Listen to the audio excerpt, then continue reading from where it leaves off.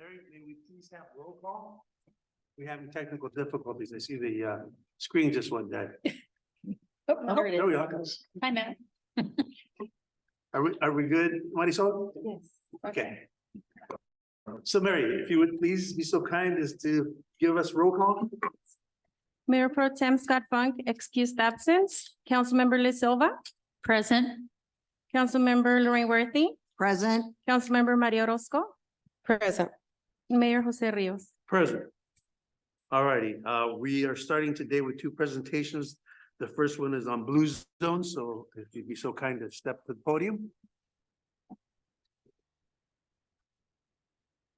We're going to get a presentation from Kendra, and she's going to share a little bit about what Blue Zones has been doing the past year or so and some of the exciting opportunities that they have in store for South County and specifically Gonzales. So Kendra. Absolutely. Thank you so much. And Mr. Mayor, members of the council and city staff, it's really a pleasure to be here to give you this update. And again, my name is Kendra Howell, and I'm one of the policy leads on the Blue Zone project. I work for Salinas Valley Health. And so who's got can you start at the beginning? Is there, there's nothing in advance of that? Oh, okay. That's okay. That's okay. I could have easily done that. Well, again, just really a pleasure to be here. So go ahead, next slide. So just first few slides are really just a reminder. The Blue Zones is based on work that was done in National Geographic about places in the world where people live the longest and were the healthiest. And I put the picture up there of the picture of the new Netflix special that actually just started about a month ago. And I may be a little biased, but I think it's really a wonderful special. It's only 4 episodes. Each episode's only 30 minutes long, but it's a wonderful overview of the project, how it got started, looking at those original places. But what I really liked about it is they talked about the challenges that we have here in the United States and why we have more or lower rates of health compared to some of these other places. But they were also very honest in talking about that these places are in fact changing because of the influence on more fast food, more easy transportation, more of a reliance on cars. And so the world is changing, but I thought it was really inspirational because as you watch it, it's not only opportunities to kind of make small changes in our own lives, but really, again, inspirational about what a community can do as they come together and maybe looking at things, from a health perspective on a wider lens. Thank you. Slide. So again, another review, the way we work on our Blue Zones project, it's focused around what we call the life radius. So those are the 3 Ps. So it's people, engaging with individuals, engaging with those places where we all spend our time, schools, work sites, restaurants, grocery stores, things like that. And then the last is looking at policy opportunities, because we think that that's where really good, hopefully longer lasting, sustainable change might happen. A lot of people think that genetics make up the most of our health outcomes, and that's actually not true. A lot of research has been done. They looked at twins and identified, follow these twins through life. They lived in different areas and they found that their health outcomes were actually affected more by their environment than their actual genes. So again, if we can influence the environment, support the city in creating more walkability or healthier options at different places, then ideally that is positive influence for all of us. Next slide. So again, just a simple reminder, we started our project in Salinas in 2019, expanded to the Monterey Peninsula, and then most recently here in the South Valley, working with King City and of course here in Gonzales. The areas that are circled are the community specific cities we're working in, like Monterey, Marina, Seaside, Salinas. But again, this is a county-wide project. So all the other jurisdictions and the unincorporated areas fall under our work with the county. Everybody's moving towards certification in 2025. Salinas is actually going to be going through that next year, and then you'll follow suit in 2025. So this is just a slide showing how we track our work on the project. Again, Gonzales and King City started together. So we met nearly all of our first year goals for the first project year, which started, actually ended in May. So your project year 2 started in June. Built environment, a little behind. However, those of you in the city know those are the projects that sometimes take the longest, and they also are costly. So it is not unusual to have to carry over some goals into the new year. But as you can see, we're already making great progress in South Valley. And this is just how we track our progress in year one for both Gonzales and King City. So again, we've already met 68% of our goals for engagement with individuals, 30% with work sites, and so on. So you're off to a very good start as far as moving towards certification. So just some of the highlights for Gonzales.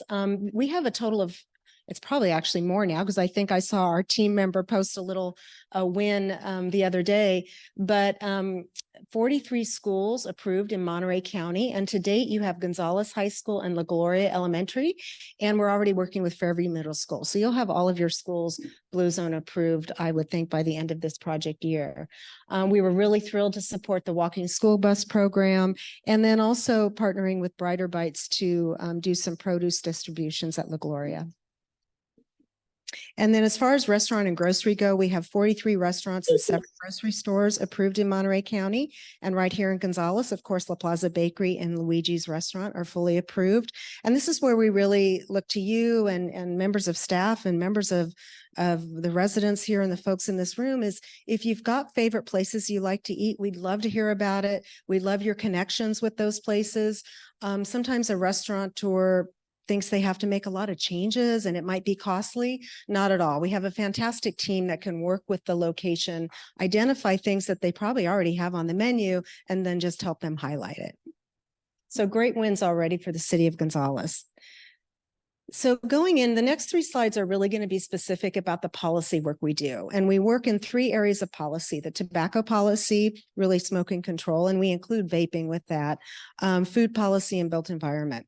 But looking at tobacco policy, our goal is to create an environment where smoking, including vaping, and the use of tobacco is less desirable, accessible, and acceptable.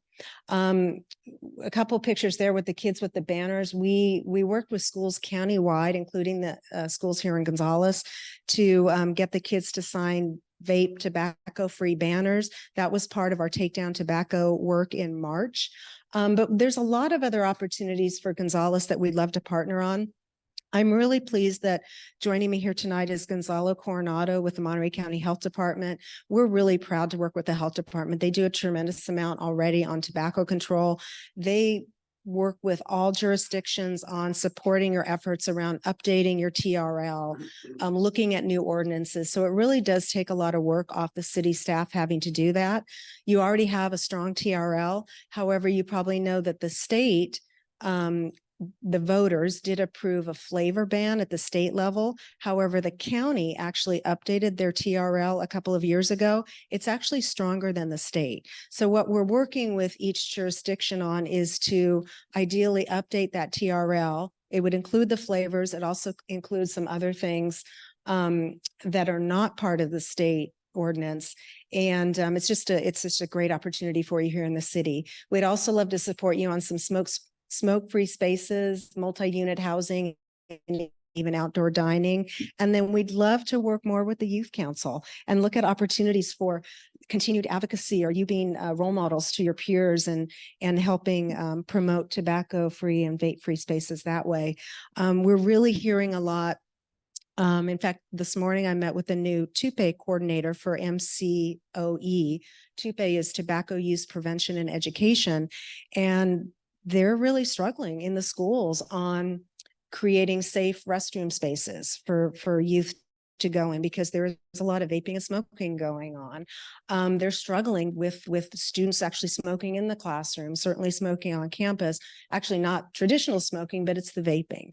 And I think the more that we could do to partner with folks like the health department, with cities, with youth, to really talk about the absolute dangers of the chemicals that are in vaping, and hopefully impress upon youth that it's just not a healthy alternative, we'd be thrilled to partner with you on that. So a lot of opportunities for more strengthening tobacco policy. And then as far as food policy goes, this is where we like to support cities in creating an environment where healthy foods are accessible and embraced.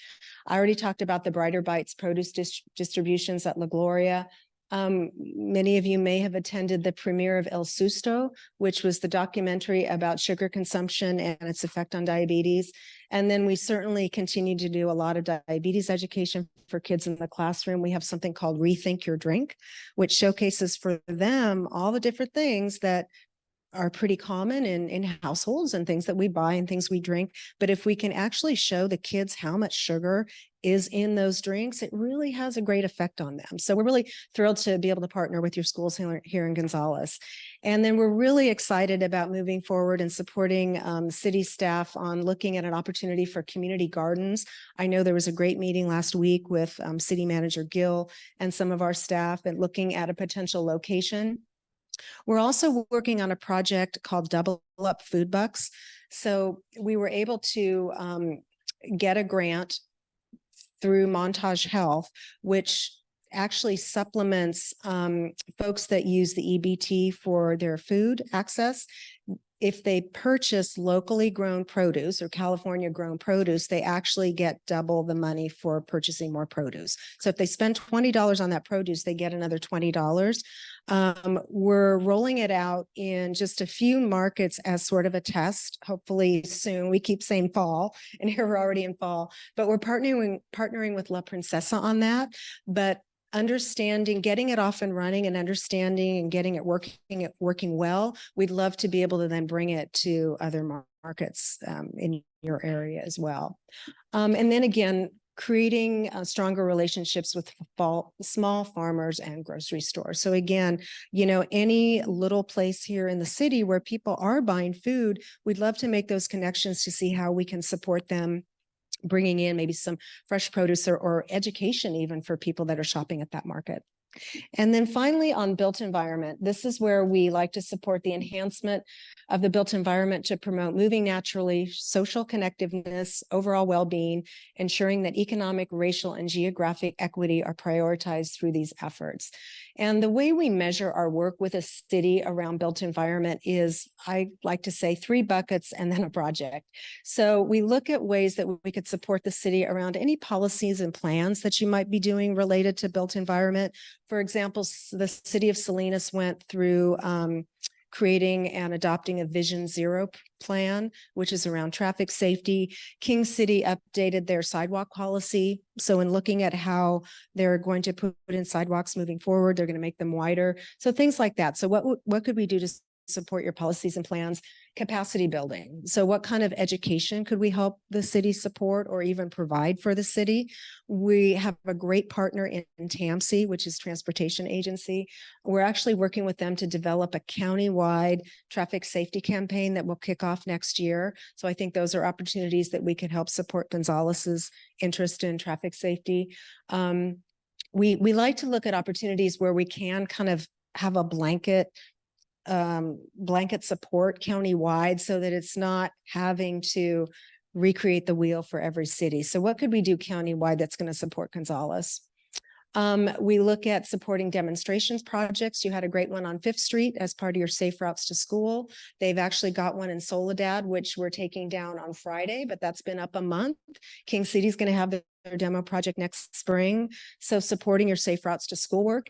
And then we want to support the city with what's called a marquee project. So that's an actual physical change to space in the city that supports, again, the ability to move naturally, connectiveness, maybe enhancing a place where students or people gather.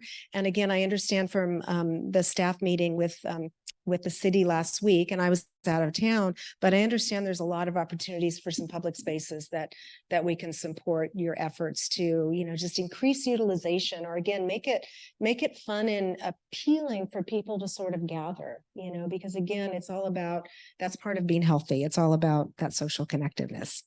So I know that was a lot of information very quickly. I want to be respectful of your busy agenda. I'm happy to entertain any questions from the council. But again, I really appreciate working with City Manager Gill and the staff, and looking forward to continue working on project year 2 with the city. Thank you so much. Council, any questions? We'll start with Ms. Orozco. Well, thank you. Thank you for your presentation. I've seen the work that you've done throughout the years in Salinas and also here in South County. So just want to say thank you again for all the fine work that you do. Thank you Thank very you. much. Silva? I want to thank you, Kendra, for the presentation, a lot of information to take in. Just curious with regards to, it's called the food policy, your food policy. Mhm. Have you considered reaching out to Monterey County Ag Education for the Farm Day presentations, working with Candy DePaul to maybe bring the two of your project and her project together? Yes, thank you for that suggestion.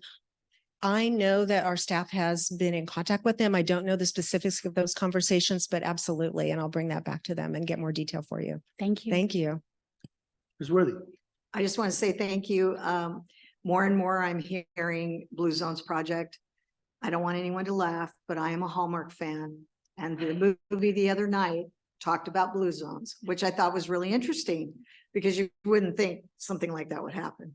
So we all know that many of the countries all around the world walk a lot. Yep. And that's part of the reason why I think we have a lot of healthier people in the world. Yeah. I think that's our problem here. We just drive everywhere. Yeah. So I appreciate everything you guys are doing. I've seen what has been done at Luigi's and also at La Plaza. They're great. The menus are great. Yeah. So kudos. Thank you. Yeah, I always like laugh with my friends. It's like we all go on vacation and you easily walk 10 miles and you don't even think about it. But you know, going to downtown Salinas, I want to park right in front of the store. You know, one thing we just started, I think it was Saturday, Carmen, the Zumba class, right? I was just In the gonna park. mention that. Yeah. Blue Zones is our partner, collaborating partner on the Zumba in the park on Saturdays. So I want to make sure we thank them for that financial support and just the support overall as well on potential benches we're going to be putting up and creating some marquee projects. Yeah. Yeah. I'm very excited about those spaces. Well, thank you so much for your presentation, and I'm happy to say that I think inadvertently I fell into my little own Blue Zone.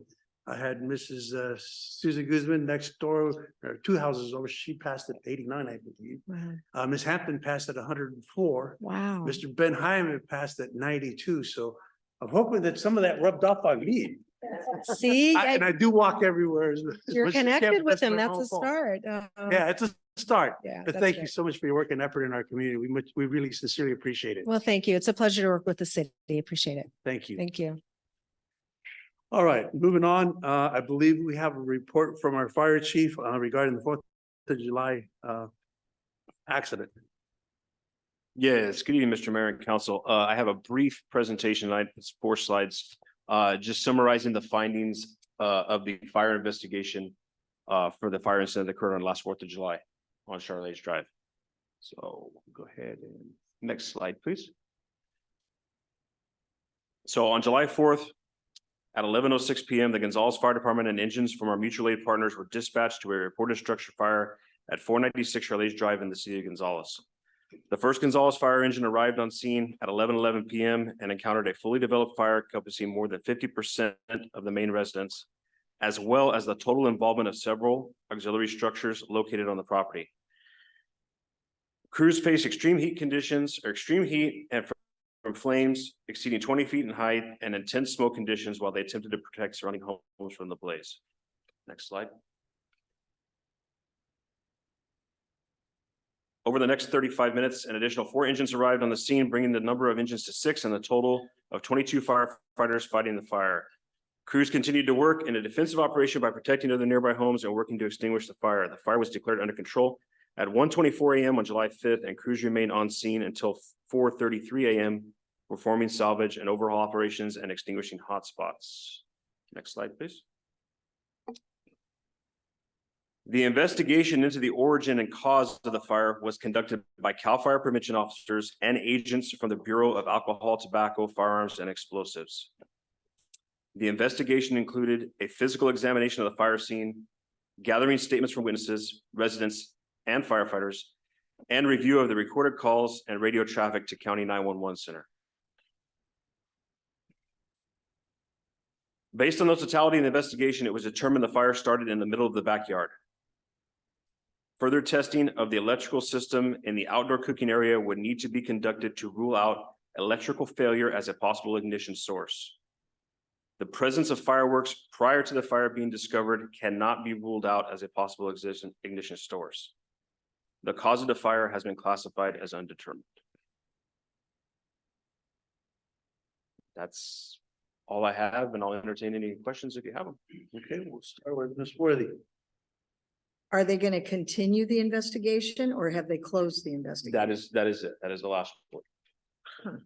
Interesting. Thank you. Ms. Silva? Thank you for the update. I think we've all been waiting. But I have no questions. Thank you. Thank you. Ms. Orozco? I have no questions. Thank you, and the firefighters for all the hard work that you guys did that day and continue to do. So thank you. So their fire insurance didn't follow up on the outdoor cooking area? And was that a permitted cooking area? I don't know.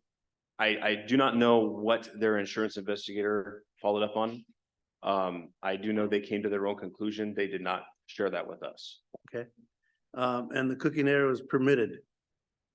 To my knowledge, it was not. Okay, thank you.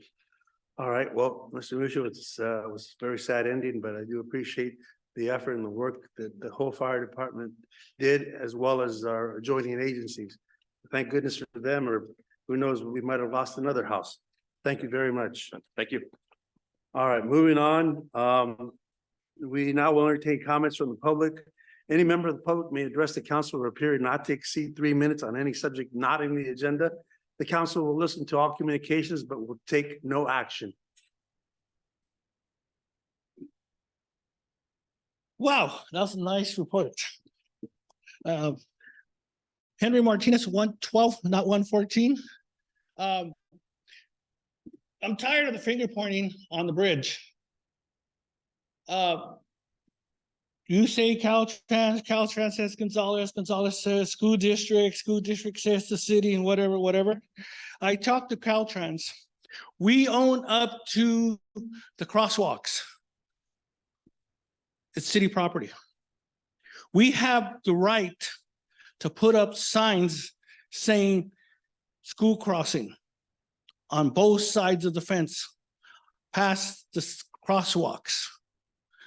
We have not done that for over the last 10 years when some of these members are still sitting on the board, had put up signs on our side of the property saying caution, kid crossing, school crossing, get the attention out there to people to pay attention when they're driving. And I've seen a lot of those drivers don't pay attention when they do the Hollywood stops, turns onto the freeway. And I've seen kids walk out there. You can't just blame the cars. I've seen kids just walk out there on their phones, doing stuff onto the crosswalks. So it's our duty as a city, stop pointing fingers. Let's get on the car, let's get on the cart and go put up signs saying school crossing on both sides of the bridge, because it doesn't matter what sides we put, as long as we're in this side of the crosswalks, it's our property. So there's no more finger pointing. That kid that got hit was not just a regular kid. It was a student. He did not make it home from school. As long as your kid does not walk onto your doorstep and goes in your house, they're responsible of the school. They're still school kids. So it's our responsibilities as adults in this city, and it's the Gonzalez way to take care of our kids. Let's put up the signs. I'm not talking just one like that. I'm talking a huge one like that, 4 feet high on all ends of the bridge saying caution, school crossing. Because it's our property according to the county, according to Caltrans. As long as we don't cross the double lines, that's state. On this side of the double lines, it's city. So there's no excuse why we can't spend $6,000 on buying new signs to put out there instead of using $6,000 elsewhere. Let's protect our kids. They're our future. He could be our future mayor. We don't ever know. We got to protect our kids, especially if they're coming from school. Thank you. Thank you.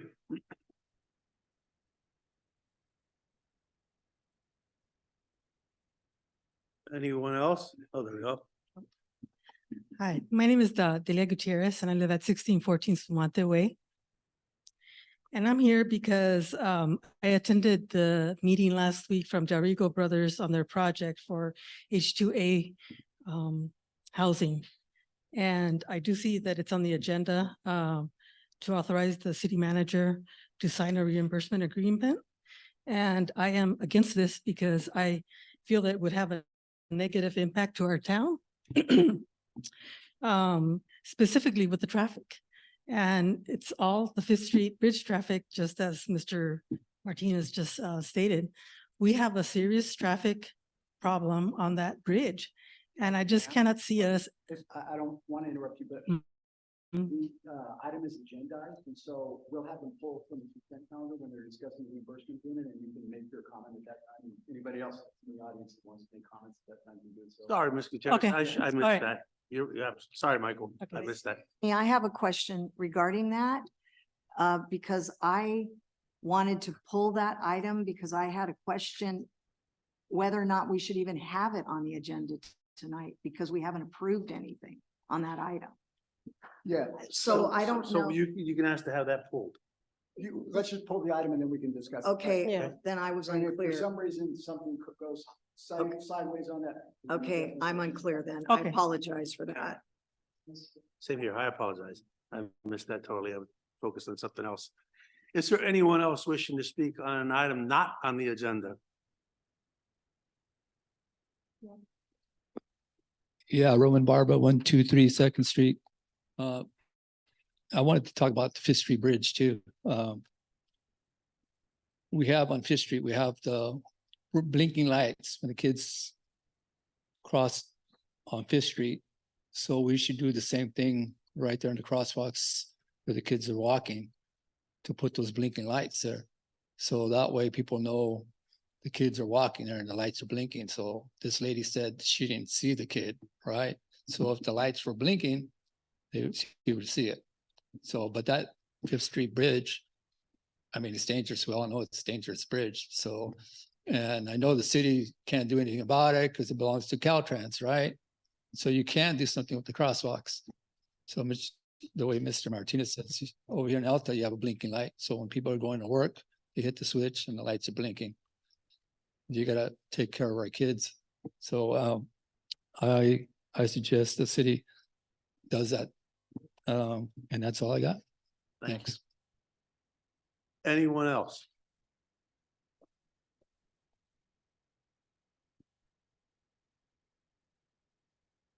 Good evening. So I have concerns over the migrant housing that we're wanting to install or, Wait, you have to wait. okay, That's, sorry, that's on the agenda, so that you have to wait to speak on that.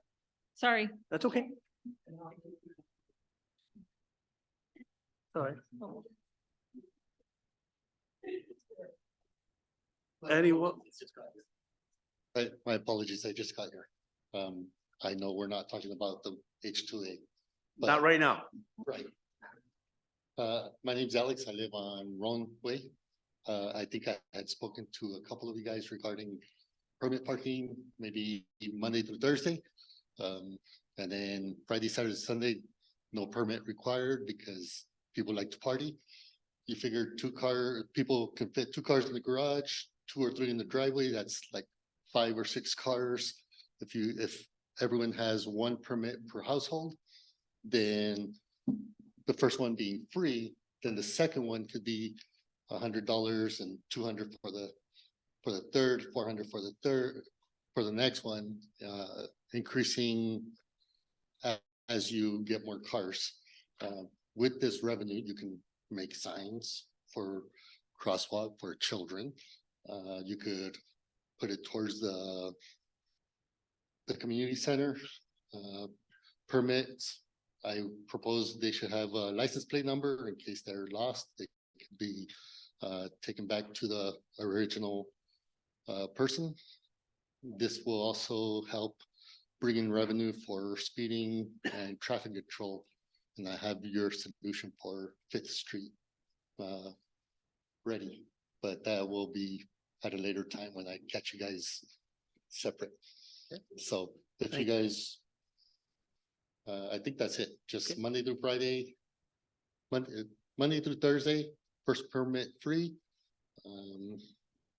And then prorated after that.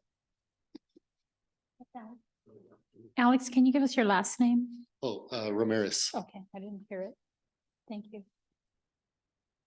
All right. Thank you.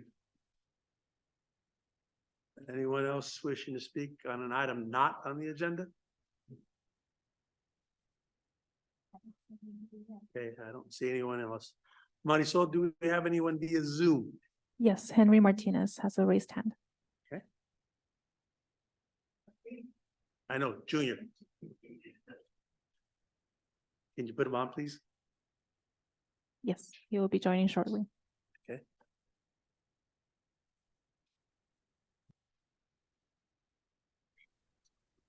Yeah, can you guys hear me? Yes, we can. All right. I hate to say I told you so, but I brought this up at the last meeting that that bridge was a problem and that a kid was gonna get hit, and sure enough, that is exactly what had happened. I've been fighting the city. I fought against Maria and the elections. It was all over the news, and I have brought that up. That bridge is a problem. It was a joke when you had one of your workers try to put 4 lanes on that small little bridge. You know, thinking that we could fit 4 lanes. I at this point in time, I don't know what you guys are thinking or who's thinking what, because nothing is getting done. What's it going to take for somebody to actually get killed on that bridge for something to actually get done?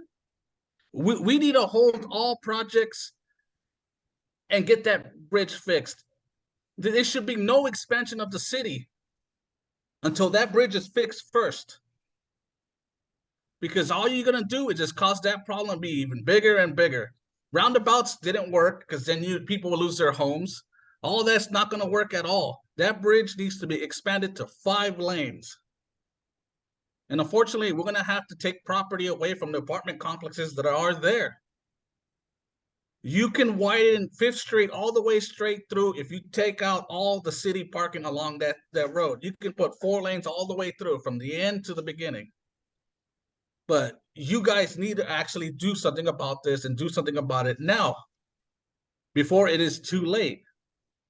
My second item is, I hope this report from the fire department gets put up publicly, because there is a lot of people that want to see this, and it should be tagged on the website and on your guys's Facebook so everybody can fully see this report. There was a lot of questions for everybody. And like I said, fire department has my complete support, and I will continue to stand by with them. That's all I gotta say. Thank you, Mr. Martinez. Anyone else, Marisol? No comments via Zoom. Mary, any comments via email? No comments via email. Okay, I'll go ahead and close the public meeting and move on to the consent agenda. On the consent agenda, I know staff has already requested that I remove item 8. They have some additional work that they need to do in order before they bring it back to us. Any other items that need to be pulled from the public or from the diocese? I'd like to pull item number 7 Item number 7 and item number 10. and item number 10. I was gonna ask for the same. Okay. So those. Yeah, I had also was going to ask for item number 10, so So you want 10? 10 as well, Okay. as has already been mentioned. Oh, okay. 7 and 10. 7 and 10. Okay. Yes. Any other member of the public wish to pull an item off the consent agenda may voice their comments at this point. Seeing none, then I'll go ahead and bring it back to the diocese. We'll start with Ms. Worthy. Go ahead. Okay, item number 7 is consider closure of city offices from December 25th, 2023 through January 1st, 2024. I know that we have done that every year. I understand that. But I think it's really important that somebody is around in case of an emergency. The residents of our community need to know that there's someone there if something happens. I think this is something I actually brought up last year, and I also would like this related to lunches. I know that's a little off, but it's related to, couldn't we stagger the lunches so that somebody is in the office during the lunch hour? Because I know there are people out there that can't do their work unless they do it at lunchtime. So that's just my question. I would like to know if there's someone that's going to be around those 2, I mean, 2 weeks is a long time for people to not have somebody at the city. So that was just my question. Or 1 week, sorry, 1 week. Thank you. That's all I have. Carmen, will you address those concerns? please? Yes. So it is 1 week, and police and fire and public works are still on duty. And there typically is somebody from the office still in the background, so they're still available. That it just the office isn't open just for regular business, but there's somebody still on call at all times anyway. But we can, if that's something that you want to relook at, we can do that. It makes it easier for everybody to be off at the same time so that we don't have all the staggered folks. And then obviously it's the holidays. So those that want to ask for vacation, I mean, they take it out of their vacation or comp time anyway. So it's not like it's covered by the city. So we just, would have to tell some people, no, you can't take your holiday off. So, but yes, PD, fire, and again, public works is always around. So if someone calls and they have an emergency, they just have to Yes, push a yes. button and it'll direct them to where they have to go. And typically, depending on what the emergency is, let's say it's, the middle of the rainy season, so we have flooding or anything like that, we'll still be accessible. We're still, public works staff always has somebody on call anyway. So let's say somebody calls the police department and they say, you know what, my business is flooding. They call the on-call person. So we're constantly in communication. Staff, and I would say directors, are always on anyways. So even though we're off, we're still on and still available to respond to those emergency situations anyhow. All right, thank you. Ms. Orozco, you want to bring up the next one? Yes, for item number 10, Carmen, if you can just explain with regards to what the process is for, I know it's an agreement, but in case folks want more information, what the process is for moving this project forward and what the actual agreement is for. So what you have in your packet for the reimbursement agreement for the H2A DeRigo housing project, it's only a reimbursement agreement. What that means is any work that staff does towards that project, it's not approval. It doesn't mean it's an approval. It's just any work. So we do research. If there's meetings that Tavin or Mr. Rodriguez or Public Works Director or anybody else is on, we are able to get that time reimbursed by the developer. So that's really what it is. Otherwise, we are carrying that cost ourselves, meaning the city is carrying the cost if we're engaging in those conversations. So as a due process, there's things that we need to respond to, requests from the public or from the developer that we need to respond to just as due process. And again, that helps us recoup costs of staff time. It does not necessarily mean that the project is approved by any means. All right, I know that there's members of the public that had, do you want to bring something else up, Liz? Go ahead. I wanted to give my 2 cents on both those items. Okay, please do. Thank She's you. got 2 cents to give. I got 2 cents. I'll split them in half. Okay, so the first one with item 7, my concern was the same as Ms. Worthy's with regards to ensuring that there is someone in the office if any of our residents need service or someone to talk to. Also, I saw the background of this, and people will need to use their accrued sick or comp time. In the event that we have new employees that haven't accrued enough time, can they choose to work? Yes, and indeed some do. So depending on, I can tell you last time this happened, there was things that were being done on the back end for our network. And so folks were in the office. It becomes an issue when we open to the public, because then typically the public wants to come in and make a payment, for example. And so that would mean that the ladies at the front that take the payments, that know how to register those payments into the system, would have to be there. And so that's why we typically don't have the doors open per se. Otherwise, it wouldn't allow them to take that time off. That's why that functions that way. We're closed. Well, and I think that's part of my concern is that if a resident did want to come in and make a payment because they can't do it online, there would be nobody to take that payment. And that's to me a disservice to the community. But be that as it may, I'll just move on to number 10. I think the staff report, I was under the impression that things were going to be paid for a project that has not yet been approved by the planning commission or the city council. So that was my main concern. So I thank you for clarifying that. Alrighty, I'll go ahead and open this up to public comment. So anyone from the public wishing to make comments on, I believe, item 10, please do so at this time. Okay, well, thank you for clarifying that, because I would not like to see the city spend any money on a project that I feel should never be approved. The negative impacts that this project will have on our town, not only because of the Fifth Street traffic problem, it would increase our population by like 1/8. This project is going to house almost 1,100 men and bring 1,100 people into this community.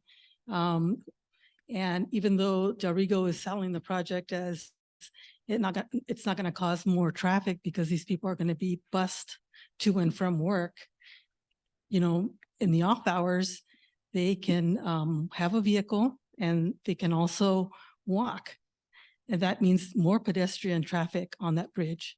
And I also am aware of some of the other projects that they've built for H2A housing in Salinas and in Greenfield.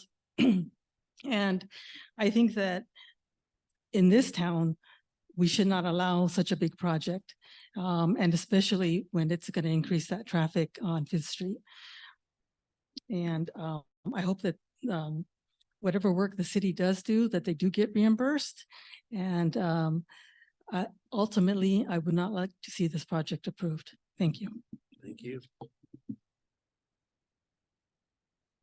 Anyone else? Okay. Good evening, Daniel Gutierrez, 1614 Spumani Way, Gonzales. I too am in opposition of this project for a few reasons. One of the main reasons is Gonzales takes a lot of pride in the fact that we're a small town and we tend to know each other.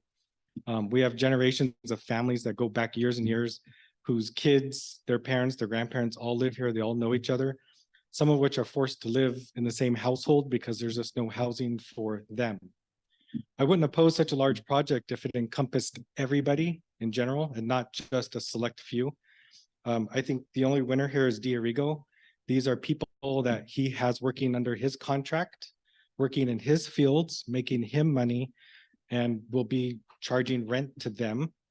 In addition to that, as Ms. Gutierrez stated, you have the potential of up to 1,000, 1,100 men, because they said it's men only, walking our streets. And I'm not comfortable with 1,000 men that I don't know, that are not vetted, that don't have an interest or a tie to this community walking around our streets. I understand this is a free country, you're free to live where you want, but the bottom line, that's a lot of people to just drop in a community of this size and not have the infrastructure in place to support that. The other thing is, we did some research into some of these things that D'Arrigo has going, and none of them are fully occupied. The one in Salinas, according to the presentation they gave the other night, is only 40% occupied. So what is the need to build this here? Why not put these people in Salinas? If they're going to be bus them from Salinas, fill the one that they have. The other concern that I have is, what benefit is this to the city of Gonzales overall? I don't see much. And perhaps that's why they only notified people who live within 1,000 feet of the proposed project for the first meeting, which is what they're required to do. And going forward, they're only required to notify people of any future meetings that live within 300 feet. So why are they not notifying the entire city?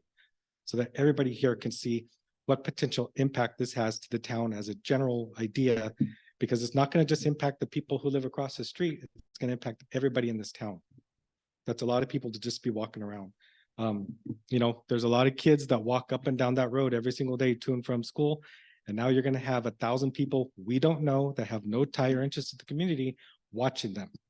A couple of weeks ago, we had to contact the Gonzales Police Department for a gentleman that was in the parking lot at Santa Fe, who was watching the daughter of Tyrone Mays, who is a retired parole officer, and he had been harassing her.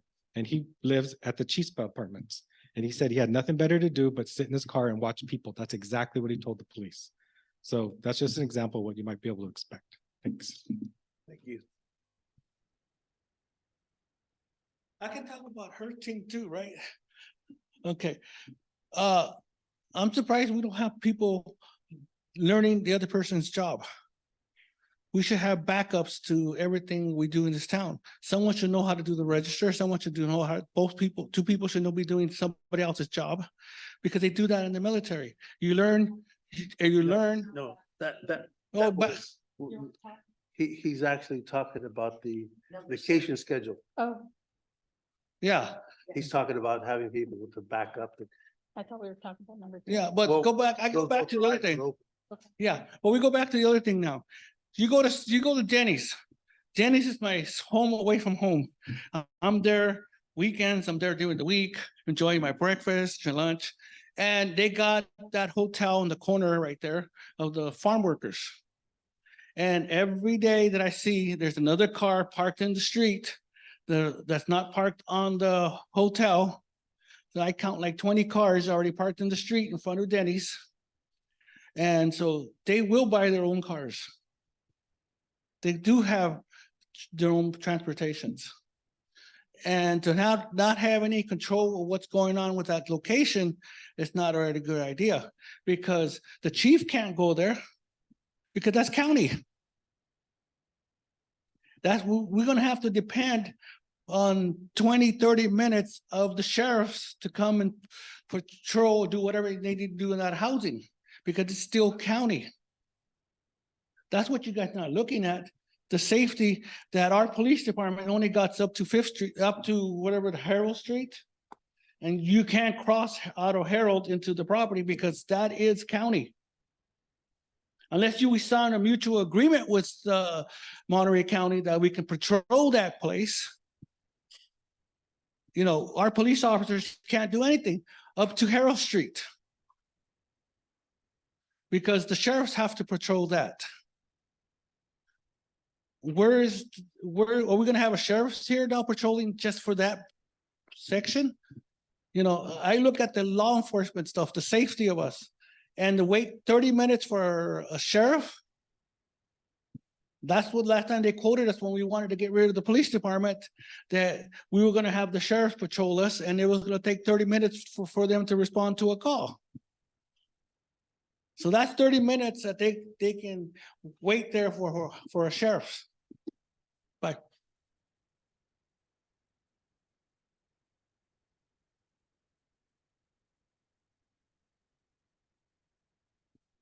Roman Barba. I know the county said that we can't do nothing about it because it's in county lines and the city can't really stop this, right?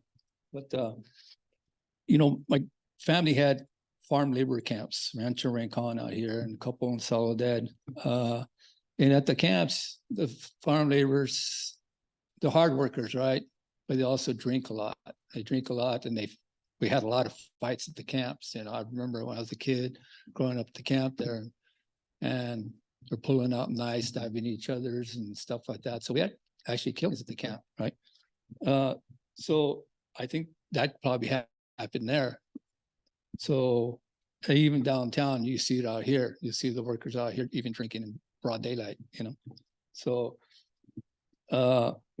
two, I remember when Chispa was going to build the houses over here and it got turned down because they didn't want it on that side because of the way the wind blew and stuff like that. Well, Max Becerra, which he is married to my cousin, one of my cousins, which was in charge of all that. So I got him to see if we could change land, property. So we took them out there and showed them the other side of the winery. And they wanted to switch land. So that could be done. Maybe you could talk to Chiefs Ball, maybe have them, maybe they could build it on the other side of town, maybe farther, maybe toward the river or something. Maybe there's some land there where somebody would switch. If it has to be done here in town. Also too, like Mr. Martinez says, the welcome signs in the Gonzales, anything past the welcome signs of Gonzales is county. So anything past those signs is all county. So our police departments are not supposed to be pulling anybody up past those signs. It's all CHP or Sheriff's Department. And that's all I got to say. Thank you. Thank you.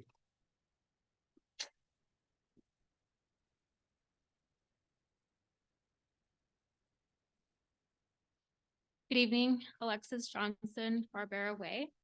I too would like to express my opposition to the H2A housing project by Dorigo.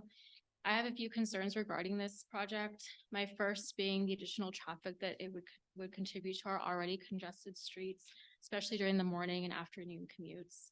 The second being the resources that would be depleted from our city that I would prefer be put to use to expand the desperate need for additional family housing.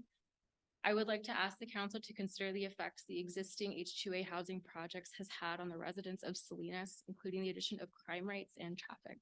Thank you. Thank you.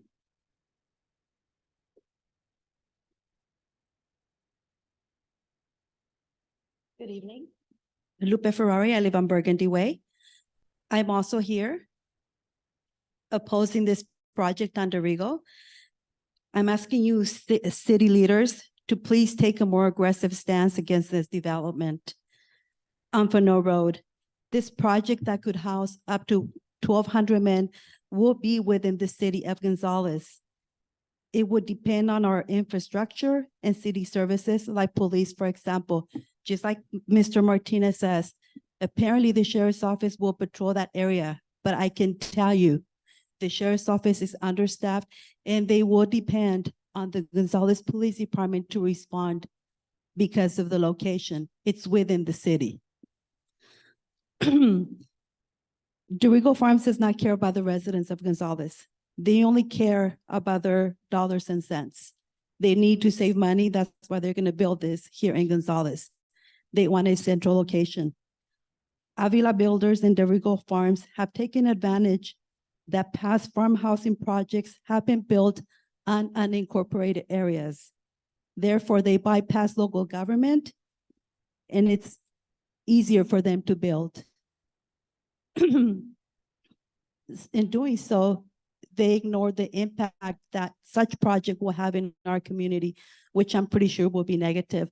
Unless any of you have been victims of crime or have known someone that have been victims of crime, you do not want this project because it's men that we don't know, 1,200 men. And let's get real. They're gonna get bored of seeing each other's faces in this big project, nothing but men. They're gonna go out, they're gonna go to the park, which is our only park. They wanna see girls. What do young men do? They want to go where the girls are. They're gonna be right in front on Fano Road where our daughters, my granddaughters, my daughter, myself, we like to go for walks. Am I gonna feel comfortable with my babies walking along Fano Road? No. Every day, several girls, young, beautiful girls are walking by. Where do you think these men are gonna be? Right in front.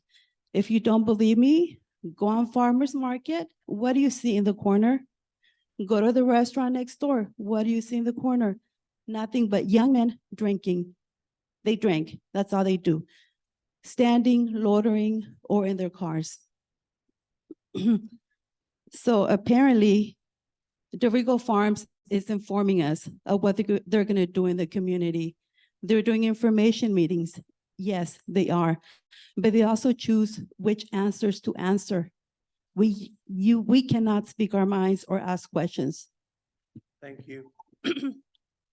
Thank you.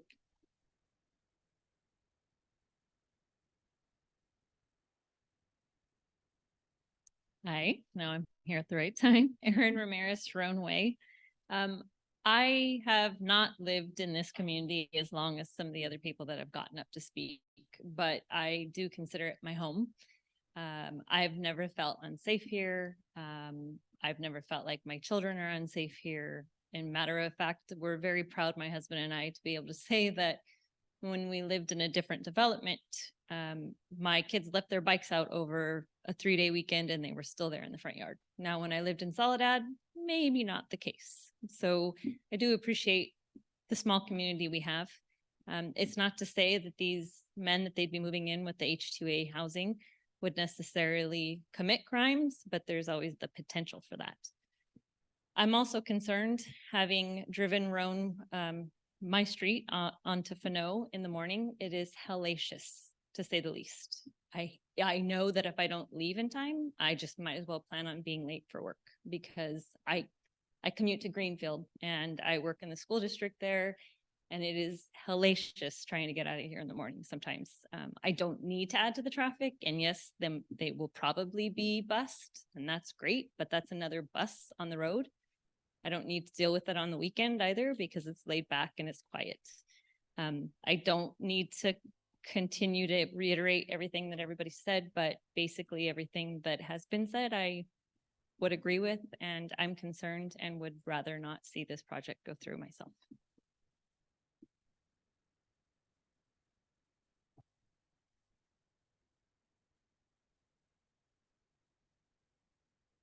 Rosa Rodriguez, 307 Ayrshire Way. This is what I feel about the H2A guest worker program. And one thing that bothers me is that we're already assuming a race, what they're gonna do or what they're not gonna do. And we're already thinking that they're gonna be,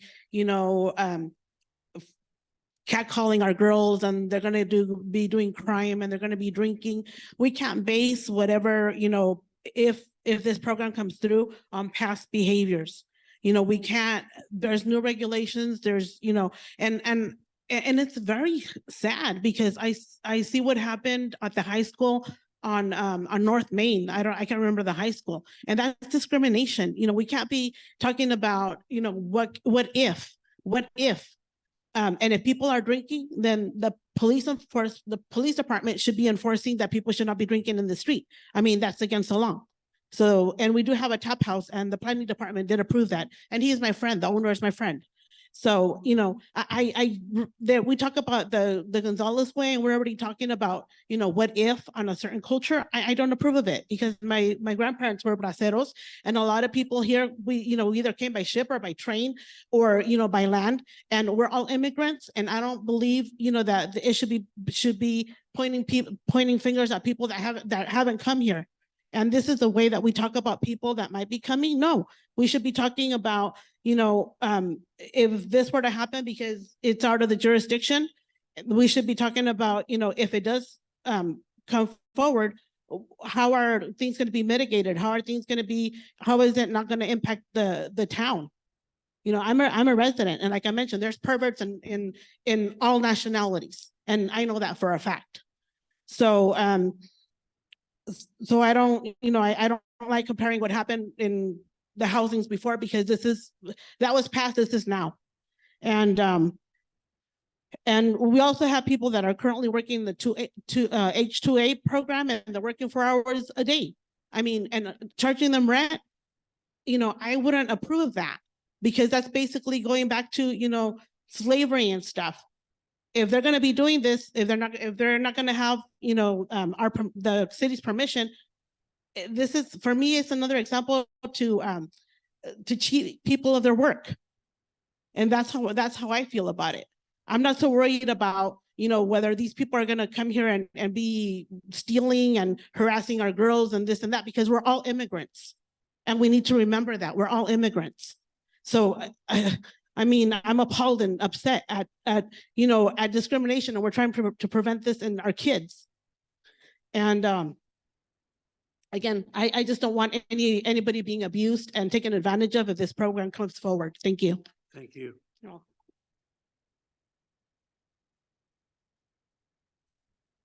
Hello, my name is Andrea Fragoso. I reside at 411 Angus Drive. I think that was an awesome point to make. Although I think our main concern just comes from the large population of men moving in.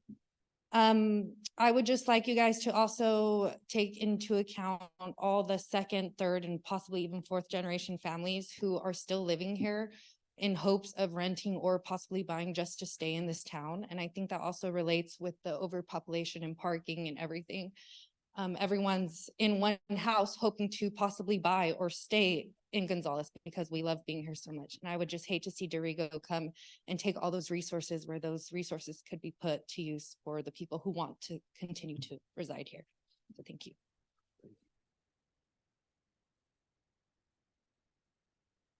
Anyone else? Me, please. Okay. My name is Alex. I live on Road.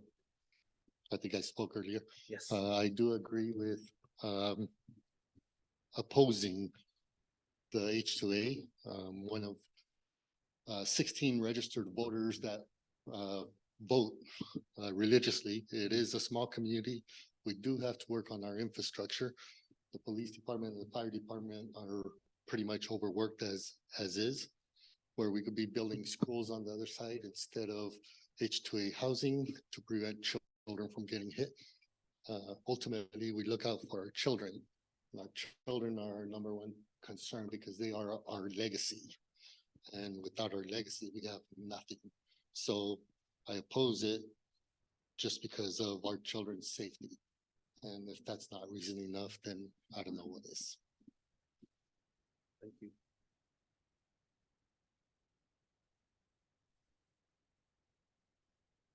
Anyone else? Okay. Hi, hello, my name is Sandy Villegas, 1067 Symphony Drive. And like, I'm probably the last one to speak, but I'm opposing this project, just like everybody else. And I don't think most of us are against the project and the H2A program and how it works. It's just the location where it wants to be built, you know. I grew up here, my family's been here, my kids, everybody. So just the location, if Dorigo would just reconsider somewhere else, they have lots of property land where it would be ideal, but just like everybody else said, all these problems, I think everybody kind of now is aware of what it could bring, especially with our youth. Our youth, there's nothing really to do here for our youth. So I think sometimes, you know, the kids go to McDonald's, Starbucks, the park. Where are these men gonna go after work? You know, just the youth and the infrastructure. And if it could just be reconsidered to be moved to a different location, little out of Gonzales, not right in the center of the our community where it's family-based right across the street. Thank you. Thank you.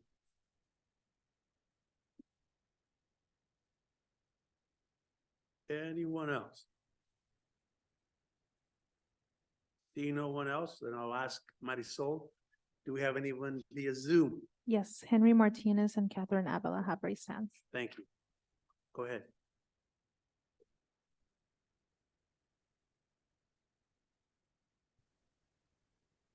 Hello? Hello, Mr. Martinez, you're on, we can hear you. All right, this is Henry Martinez Jr., 114 10th Street.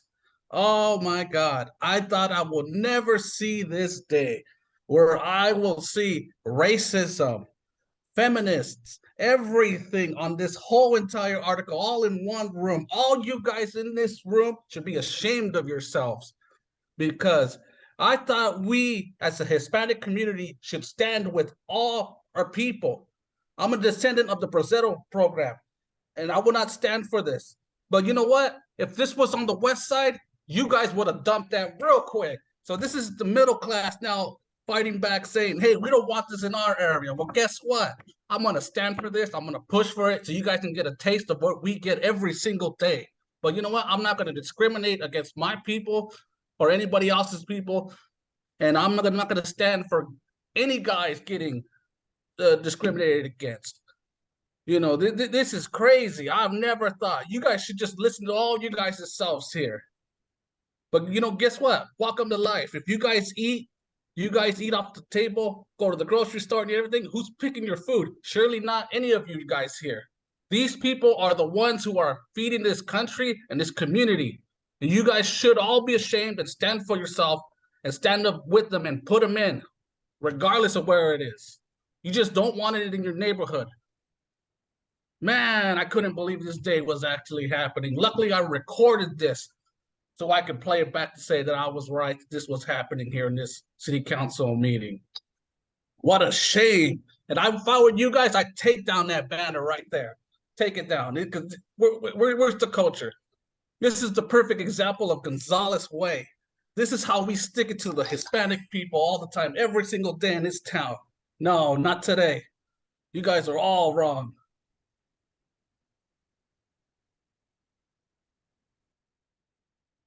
Are you done, Mr. Martinez? I'll assume he is. And you said you had one more, Marisol? Yes, Catherine Avila. Go ahead, bring on Catherine Avila. Hi, everyone. Can you hear me all right? Yes, Catherine, you can hear you. Wonderful. Thank you, Mayor and City Council members. Appreciate your consideration of the item. I'm Catherine. I work for Avila Construction, representing Diorigo on this project. We just want to thank you for your time again and for hearing out the community. We're still in the very early stages of this project. So part of our ongoing efforts will be close coordination with the city, as well as, of course, the county, and to continue our community outreach. We can tell that there's a lot of hesitation in this community, and we really do hope to engage in good faith with some of these community members who have concerns and who can help shape a good project for everyone. I recognized a few people who got up and spoke just a minute ago as folks who were at our first community meeting last week. And they are on our list of folks to reach out to offline and talk to more about their concerns and their suggested improvements so that we can make a better project for everyone going forward. So again, thank you for our time and appreciate your consideration of the reimbursement agreement that will allow staff to better engage with us and working through this project. Thank you. See no one else, then I will go ahead and ask Mary for any, Mayor, there's a I'm sorry, I apologize. Go ahead.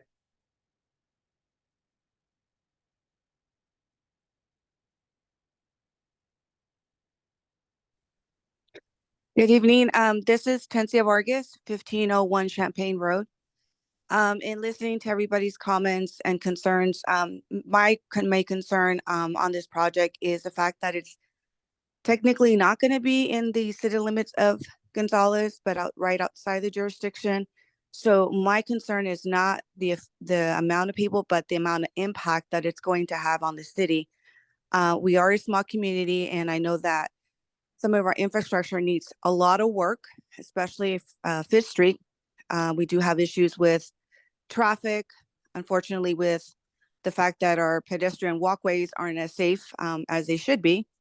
But that's where my concern is. And I just wish that the staff and the council would consider that before moving forward, and that more information be going out there to all city residents regarding these potential projects, such as this project that's coming.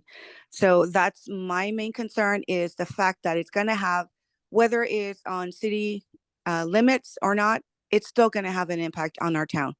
And I don't think our town is quite ready for that type of impact. We still need work to do. Thank you.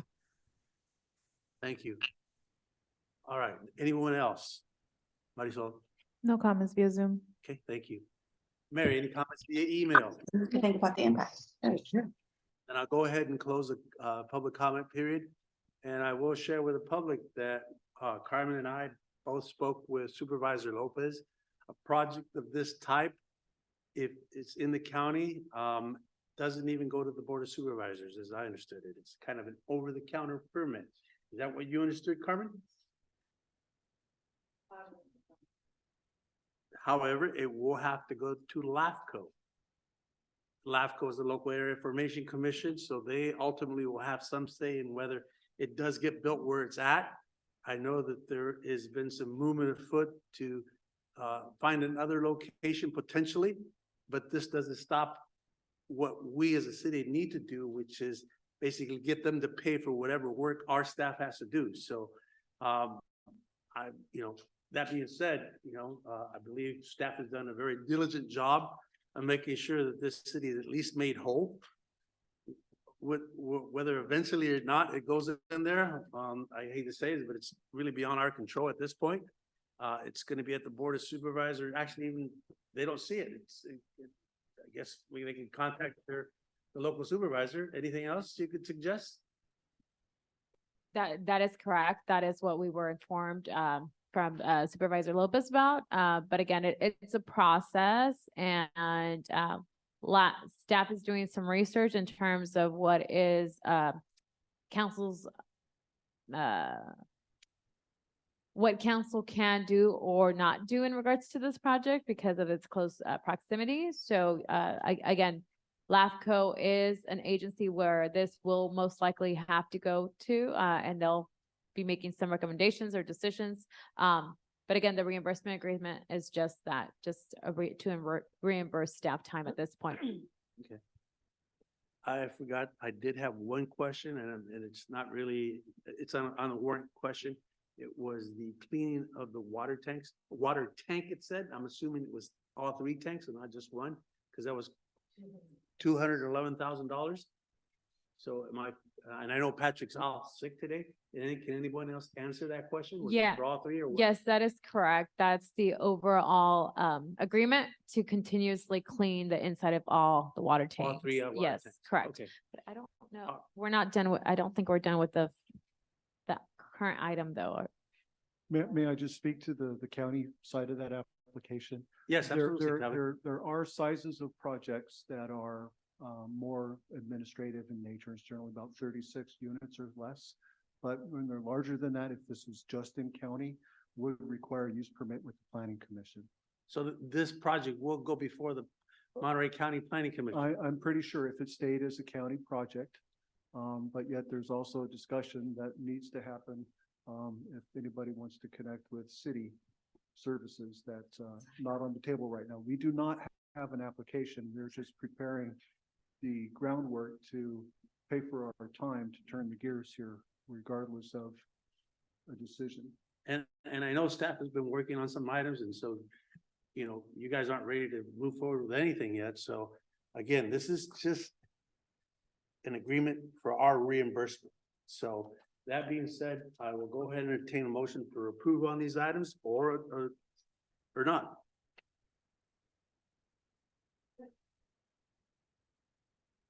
No, can't. I really don't feel comfortable voting on that for some reason. Okay. You want to table that? I mean, I think. You want to make a motion to that effect, to table this item? Until staff has Go an ahead, opportunity to Liz. review more things, or? I want to interject here. Sure. Again, a reminder to the community that as we vote on with regards to item 10, that is just for Diorigo and Avila Construction to reimburse the city for any expenses that staff, time they spend preparing any documents that they need. This does not mean that we are in favor of the project. If you were at our last council meeting, I think many of us voiced our concerns, just as you all have brought up today. I too am born and raised in this community. I too am a granddaughter of immigrants from Mexico. I'm not opposed to H2A housing. I'm opposed to the location that they have proposed. I have suggested also that they look for another location within their properties, either around Gonzales or out in the county. But understand that this item is not our stamp of approval for the project itself. It is only an approval to get reimbursed for the time our staff spends. As many of you may be aware, our purse strings are very tight right now. And it would not be in our best interest to allow our staff to continue working on this and not get reimbursed. So please understand where we're coming from if this does get approved. And I welcome anybody to contact me at any time if you have questions. That's all I have. Thank you. So let's take this individually. So item 10, do I have a motion for approval? So moved. I have a motion for approval. Do I have a second? Second. Second. All right. All those in favor signify by saying aye. Aye. Aye. Opposed? Okay, motion carries. Items been approved. And if I make it just for clarification purposes, you would still have to meet with these individuals, correct? If they come before you on questions that are required to be answered by staff, so. That is correct. Okay. I mean, just as a best practice, just a collaborative nature, we'd have to meet with folks Right. anyway. I mean, I guess unless we were told not to by the council, which I don't think is what we want. So yeah, it's just part of the process. At some point, if the council wants to direct us one way or another, that's a whole different discussion. But for now, it's just literally answering reimbursed. questions, going through the whatever process they have in terms of answering permit questions, answering connectivity questions, et cetera. It really, I mean, we are still going to be having questions being asked of staff. And so that's still going to take time. It's still going to be work on our end. So again, the reimbursement agreement would just be to reimburse us for that. But again, if at some point council wants to direct us one way or another, then that's a whole different conversation. That's not what this is in front of you. Okay. All right, so we've passed that. Moving back to the consent agenda, do I have a motion for approval on the warrants list and the rest of the items that we've discussed? So Mr. moved. So moved. Mr. Mayor, that would be items 5, 6, 7, and 9, correct? That's 5, 6, 7, and And 9. 9. Second, Eight's been pulled. yes. So I have a motion. Second. Second. Okay, all those in favor, please signify by saying aye. Aye. Aye. Opposed? Motion's carried. Moving on to the regular agenda item. And this next item, I'm gonna ask Councilwoman Silva to please read that for me. I apologize. No Again, problem. I want to apologize to you and the public. My site is waning, and so I'm hoping for help here from my fellow council members. No problem, Mr. Mayor. Happy to help out. Item number 11, consider approval of resolution number 2023-64, a resolution of the City Council of the City of Gonzales rejecting all proposals received by the cities of Gonzales, Soledad, Greenfield, and King City to select a qualified contractor to collect solid waste, recyclables, and organic waste within the boundaries of each city as a single franchise collection zone. Staff report? Yes, Honorable Mayor, council members, what you have in front of you is a formal plan to reject proposals that were provided by folks who had submitted to our RFP. The proposals that we received were significantly above our current rates. And so the cities that are partnering on this have actually decided to reject the proposals and look at our current providers. So again, we formally have to accept the rejection. So that's what's recommended this evening, for you to formally accept the rejection of the proposals that were submitted. Question for staff, when you say significantly, are we talking double the price, a third more? So 33 to 55% increases that individuals would feel directly. So it wasn't a benefit to go with any of those large companies. 33 to 55. Okay, any questions from staff, additional questions? If not, I'll go ahead and open this up to public comment. Anyone from the audience wishing to comment on this item may do so at this time. Good afternoon, Mr. Mayor, members of the City Council. My name is Elia Zavala. I'm with Salinas Valley Solid Waste Authority. And we have on our virtual screen, we have Patrick Matthews, our General Manager, and Mandy Brooks, our Resource Recovery Manager. We are here to answer any questions. We were the lead on releasing the RFP, putting it together on behalf of the cities. And if you have any questions on that, we're more than happy to answer them. But as our your city manager mentioned, we received 3 proposals. They were significantly higher than the current rates that you currently have. So we are, the review committee made up of your city managers and their designated staff are recommending rejection, and that you direct staff, city manager and staff to negotiate with the 2 current incumbent waste haulers in goals to receive a much better proposal. Any questions? We're more than happy to answer them. I just have one small one. I know that our current recycling, our Tri-Cities, and they did not even submit a proposal. That's correct? That is correct. They did submit a letter of intent to submit, but after some review of whatever their plans are, and I'm sure Patrick can chime in on that one, they did not submit a proposal. Right. So I know that we're hoping that they're gonna come back in. Is there a reason why? Do we have any idea why they didn't submit, Patrick? And we do. Patrick will Okay, take on that thank you. question. Yes, can you hear me? Can you hear me well? Yes, we can. Great. Good evening, council, mayor.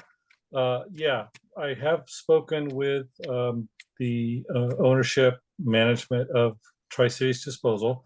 One of the reasons they didn't, actually the primary reason they did not put a proposal in at the end of the day is they operate 2 different franchises. They do the city of Monterey as well as the 3 South Monterey County cities, and they're different contracts.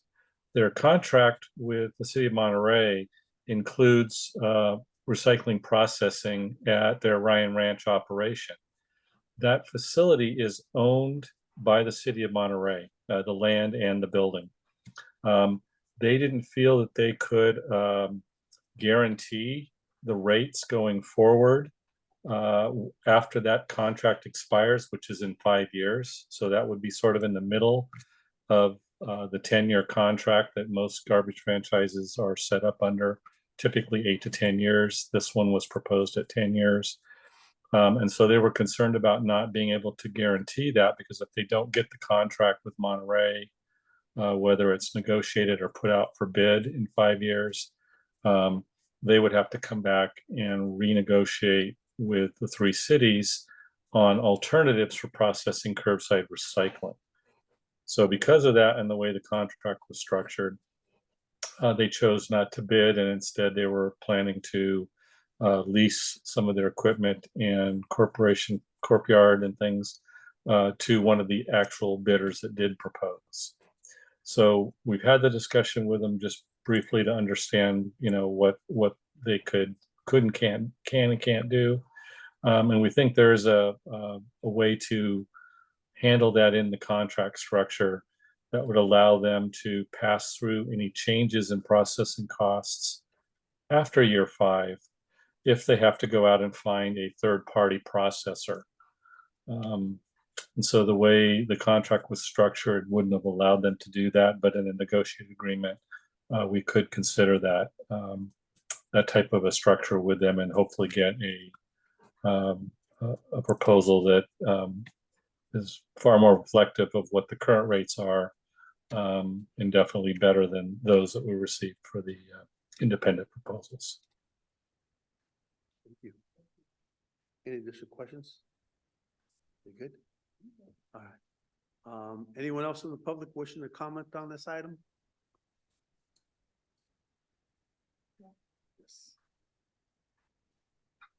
Rosa Rodriguez, 07 Ayrshire Way. And the reason that I comment on this item, it's because I know the city has like a general kind of like where you go to the Fairview and take everything that you don't need in your household and dispose of it. Well, that's once a year.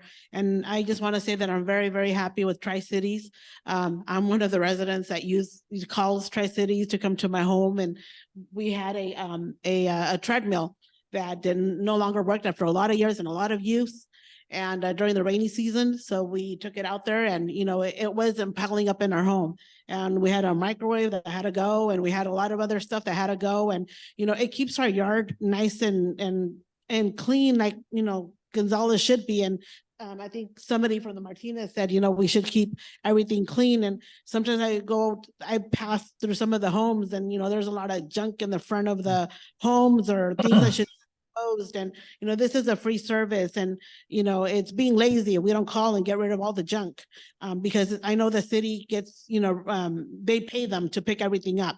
So I just want to say that I'm very grateful that we had the service because I didn't have to go out to Johnson Canyon and pay $17 or whatever they, you know, I had to pay and had to drive all the way up there and had to, you know, pick it up and have it put up on a truck and it's heavy. So for a lot of our seniors that can't do that or us ladies that, you know, those treadmills are heavy, you know, things like that. I just, you know, the less junk in my house and the less junk inside, you know, in the front of my yard, then it keeps Gonzales pretty. So thank you, Tracy. And thank you, Gonzales, for reimbursing them. Thank you. Welcome.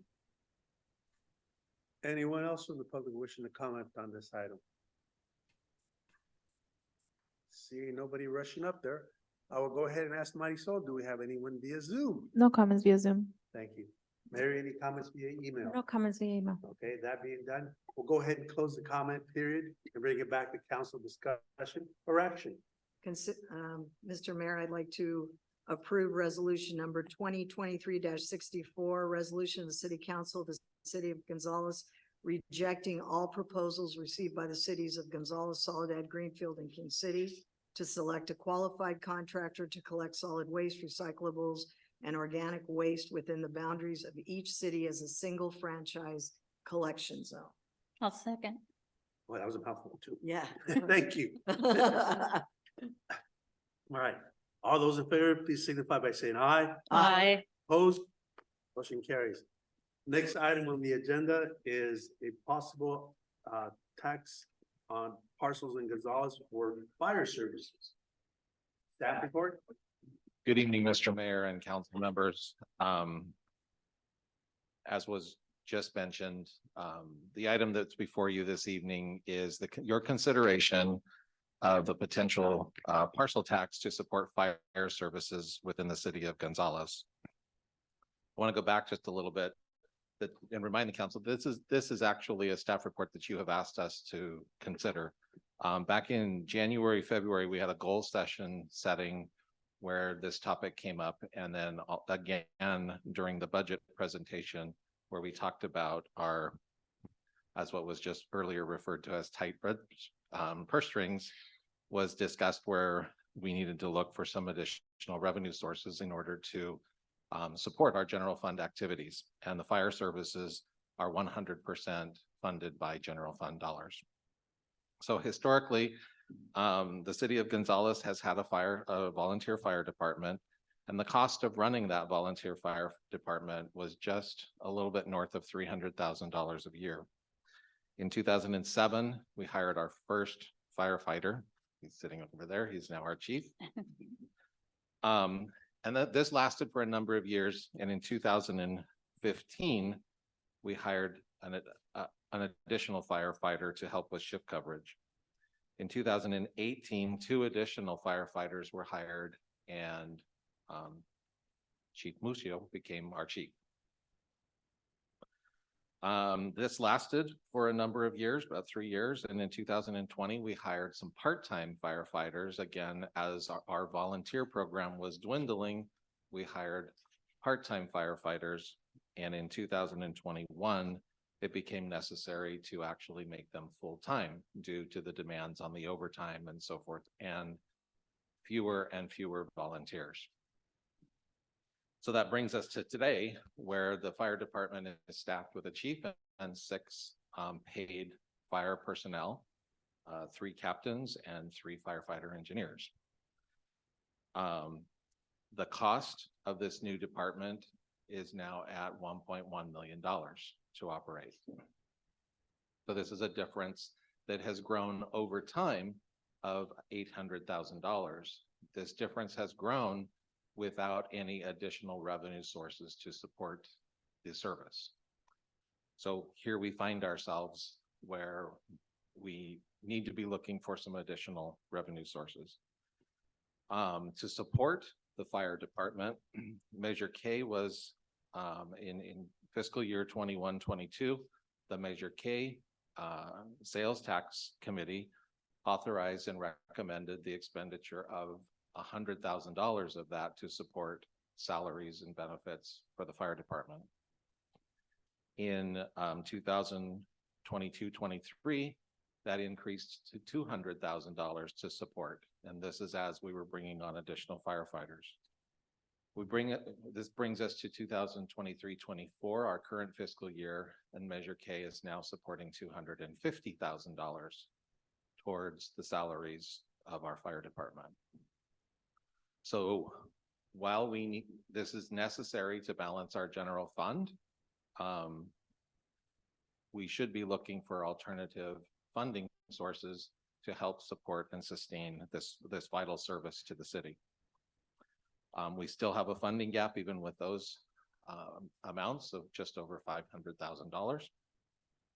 And this is only to bring us back to being current. This is not to be able to enhance what we have, but to bring us back to where we were, bring us back to square, if you will.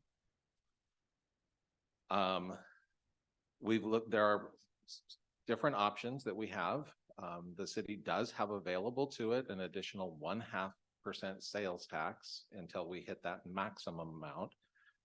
We tried to pass a 0.5% sales tax a year ago, which we all know failed. A 0.5% sales tax would yield about $830,000 a year currently. The ups and the downs with sales tax is when the economy declines, the sales tax revenue declines with it. So if the economy gets bad, or people can't go out and shop for goods, we also don't have a lot of retail establishments within our jurisdiction. So that isn't what I would call a very steady form of revenue. On another note, I believe that we should have a separate discussion about that 0.5%, so that we can talk about adding services to our city. So the other alternative is what we're talking about tonight, is a potential parcel tax for fire services. We fortunately have a model within South County that is working today, and that is with the city of Greenfield. The city of Greenfield passed this tax a few years back. They were faced with a somewhat similar circumstance. Their fire services were provided by a district, not the city. The district was about to go bankrupt. They were not able to sustain the expense. And so in order for the city to maintain fire services, the city then had to acquire essentially the fire department. In order to do so, they passed a parcel tax so that the residents of the city are supporting that activity, because the city couldn't do it on its own, essentially going from no fire department to a fully paid fire department. We're not quite in the same boat. We went from a volunteer firefighter to a paid fire department.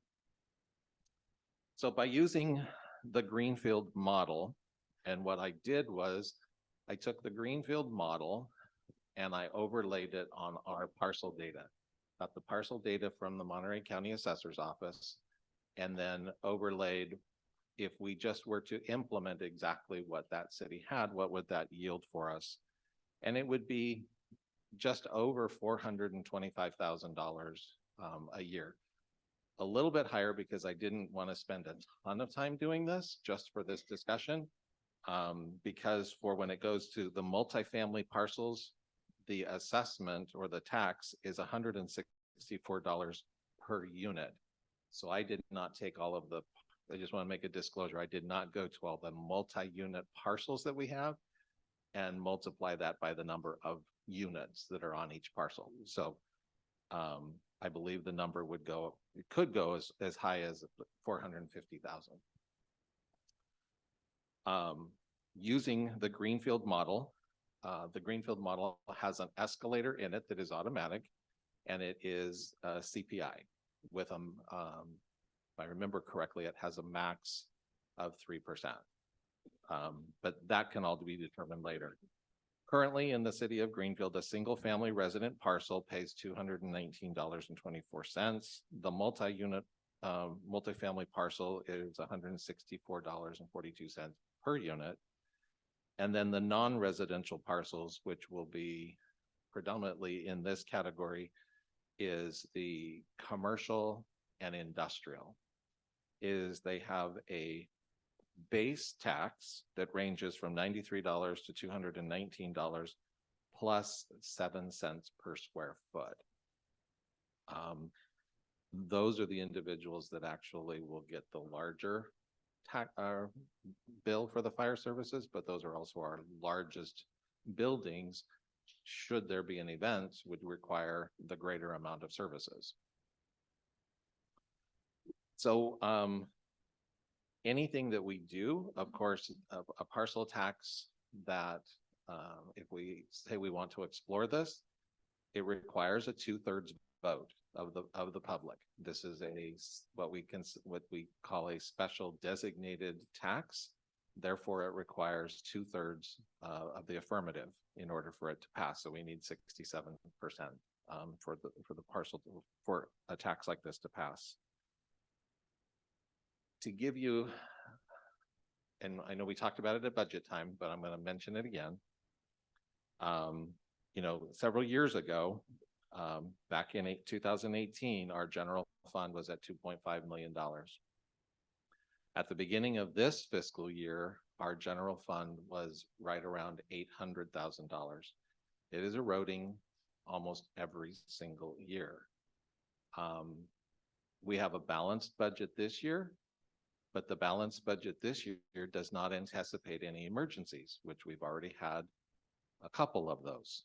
And so when one of those happens, we're scrambling to look for cost savings in other areas in order to keep the balanced budget. And I can tell you staff is very dedicated and working diligently to make sure that as we move along, that we can try and keep this budget balanced and not further erode our general fund until we can get some alternative revenue sources put into place.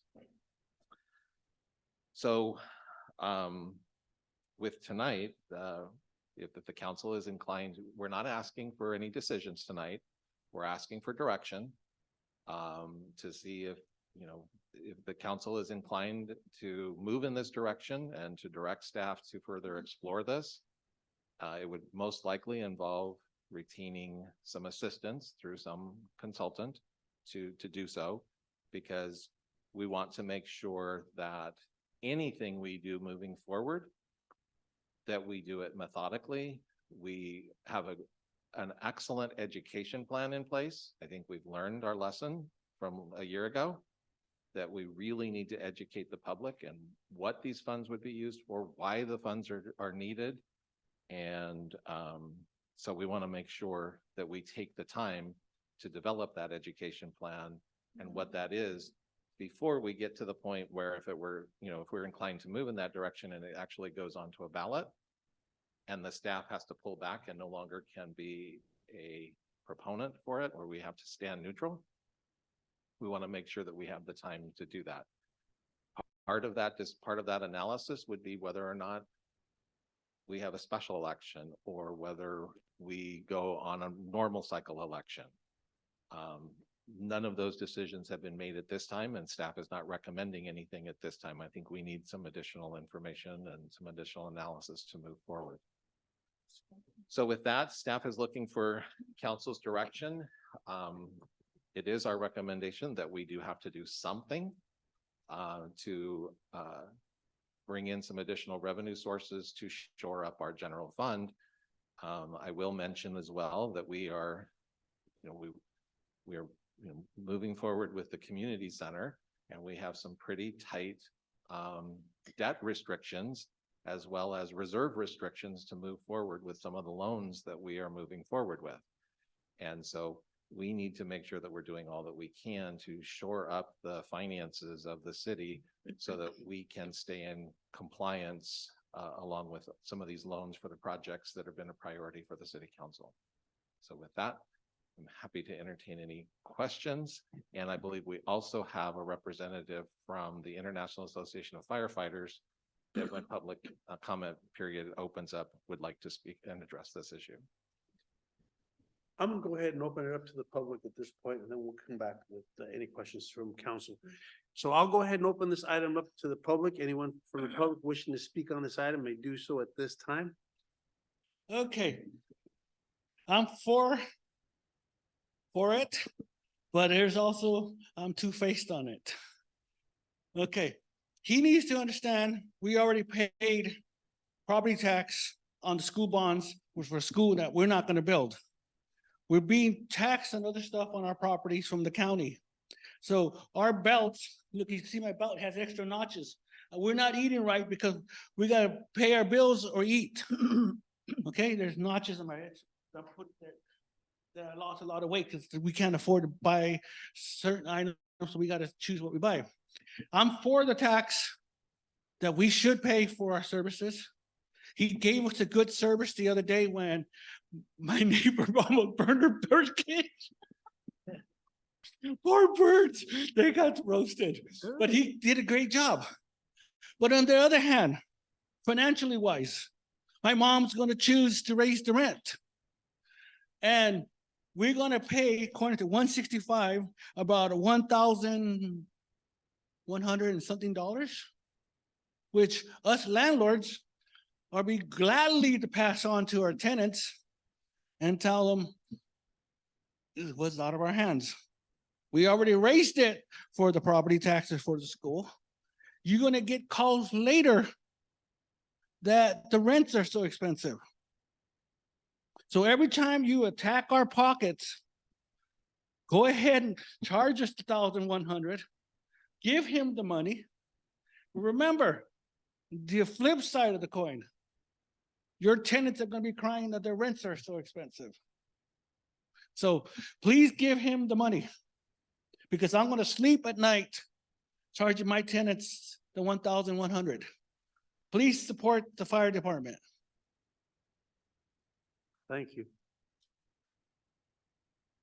I think I hear someone coming back up. Oh, there we go. Roman. Yeah, Roman Barber, 123. Yeah, we're actually playing for three school bonds. Measure G back in 2000. School never got built. Never.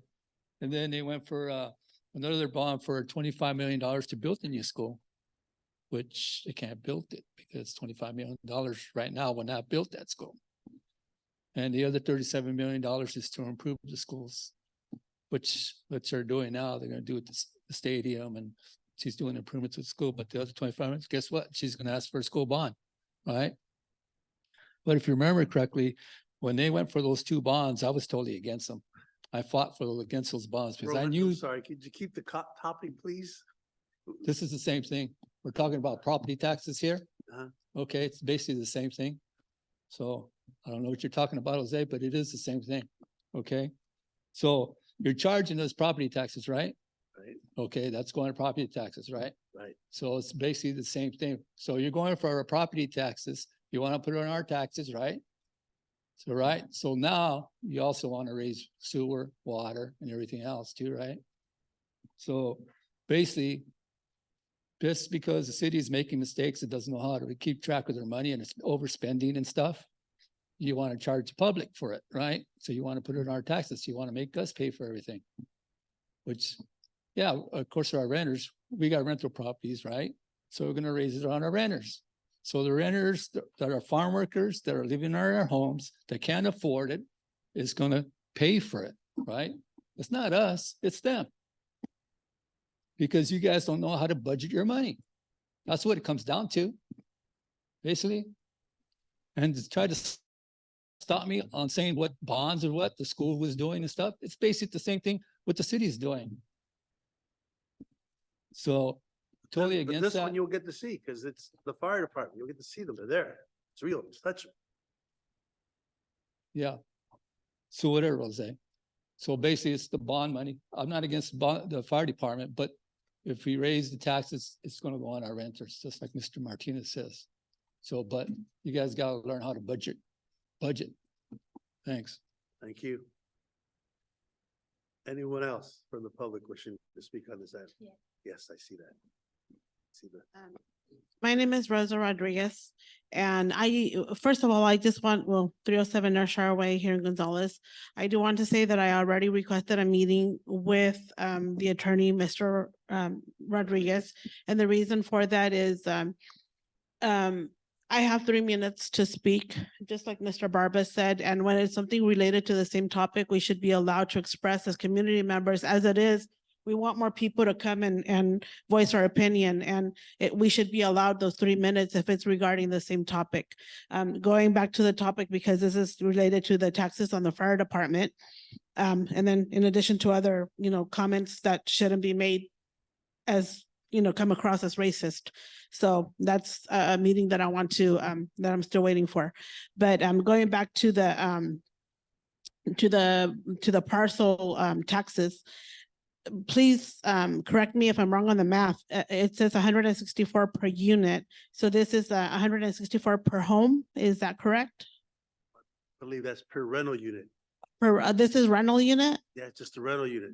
Okay. Multi-family rental units. Okay, Yeah, so this but- doesn't apply to like, for example, residential homes? Yes, residential homes you said it was $219. Using the Greenfield model, Okay. we would come up with our own model, but using the Greenfield model, it would be a $219.24 per year for a single family resident.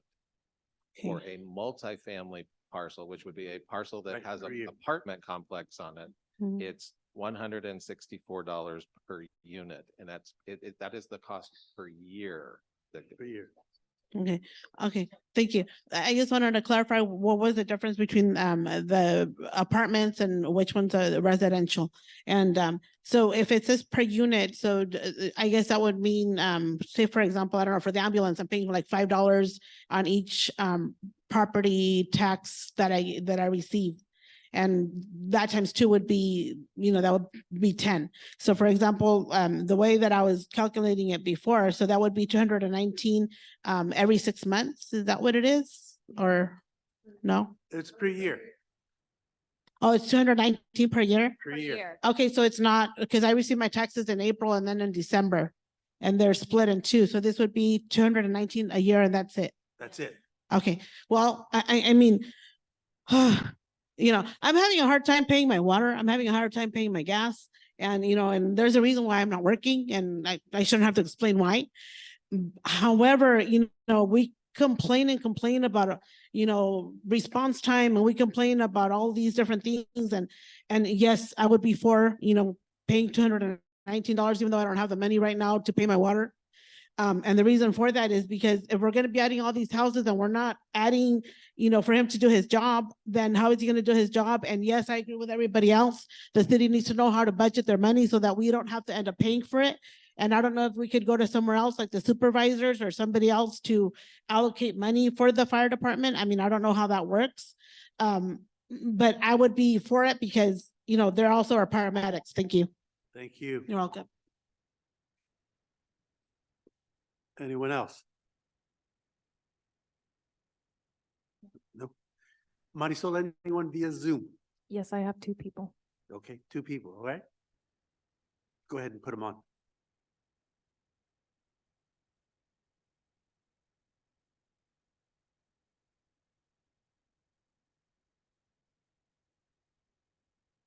Who did you put on first? Tony, I can't pronounce his last name. Spitaleri. Tony, can you hear us? Yes. Yeah, can you hear me? Can you hear me? Yes, we can hear you. All right, thank you. Good evening, Honorable Mayor, council members, fire chief and staff. My name is Tony Spitaleri. I'm a field representative for the International Association of Firefighters. I've had the pleasure for the last 8 or 9 months to be working with your fire department and putting together a collective bargaining agreement, which we have approved. The International Association of Firefighters stands ready when you make a decision, if you make a decision to move ahead with parcel tax, to support the effort. The men in the fire department are excellent firefighters. They serve the community well, but your community is growing. your calls for medical aid and fire is increasing. As you develop your city, you're going to need more and more firefighters to be first responders in less than 2 or 3 minutes to a call. The event is a medical emergency or a fire. Unfortunately, in these days, communities that worked on volunteer fire departments is getting less and less. The requirements now by law for a firefighter to be an active firefighter is increasing readily, making it harder and harder for volunteers to obtain those issues. And because of that, those departments that started with volunteers have shrunk significantly, leaving communities in a situation to unable to perform and respond to the necessary emergencies that they are called on. So I would hopefully and ask for your support to move this forward, to continue this study. And as I said earlier, our state organization, the California Professional Firefighters and the International Association of Firefighters stand ready to help the community to provide additional and needed resources as your community grows and your call volume increases. Again, I hope that you continue the study. We stand ready to support. We know your community. I've been involved with your firefighters for the last 8 months. They're dedicated firefighters, but the workload and the stress and the continued increase in calls is taking its burden. We want to keep those firefighters here. And the way we can keep those firefighters here is to improve the ability and its staffing and its technical training continuing. If your budget continues to shrink and you're not able to provide your services, it'll be detrimental to community. Now, I don't only speak as a former firefighter, 39 years, and as an international representative. I speak as a former mayor of the city of Sunnyvale. Our number one goal, as is yours, is public safety. Tony, Public thank you. safety should always be number one. I appreciate your time and thank you very much. Thank you. All right, Marisol, the next caller, please.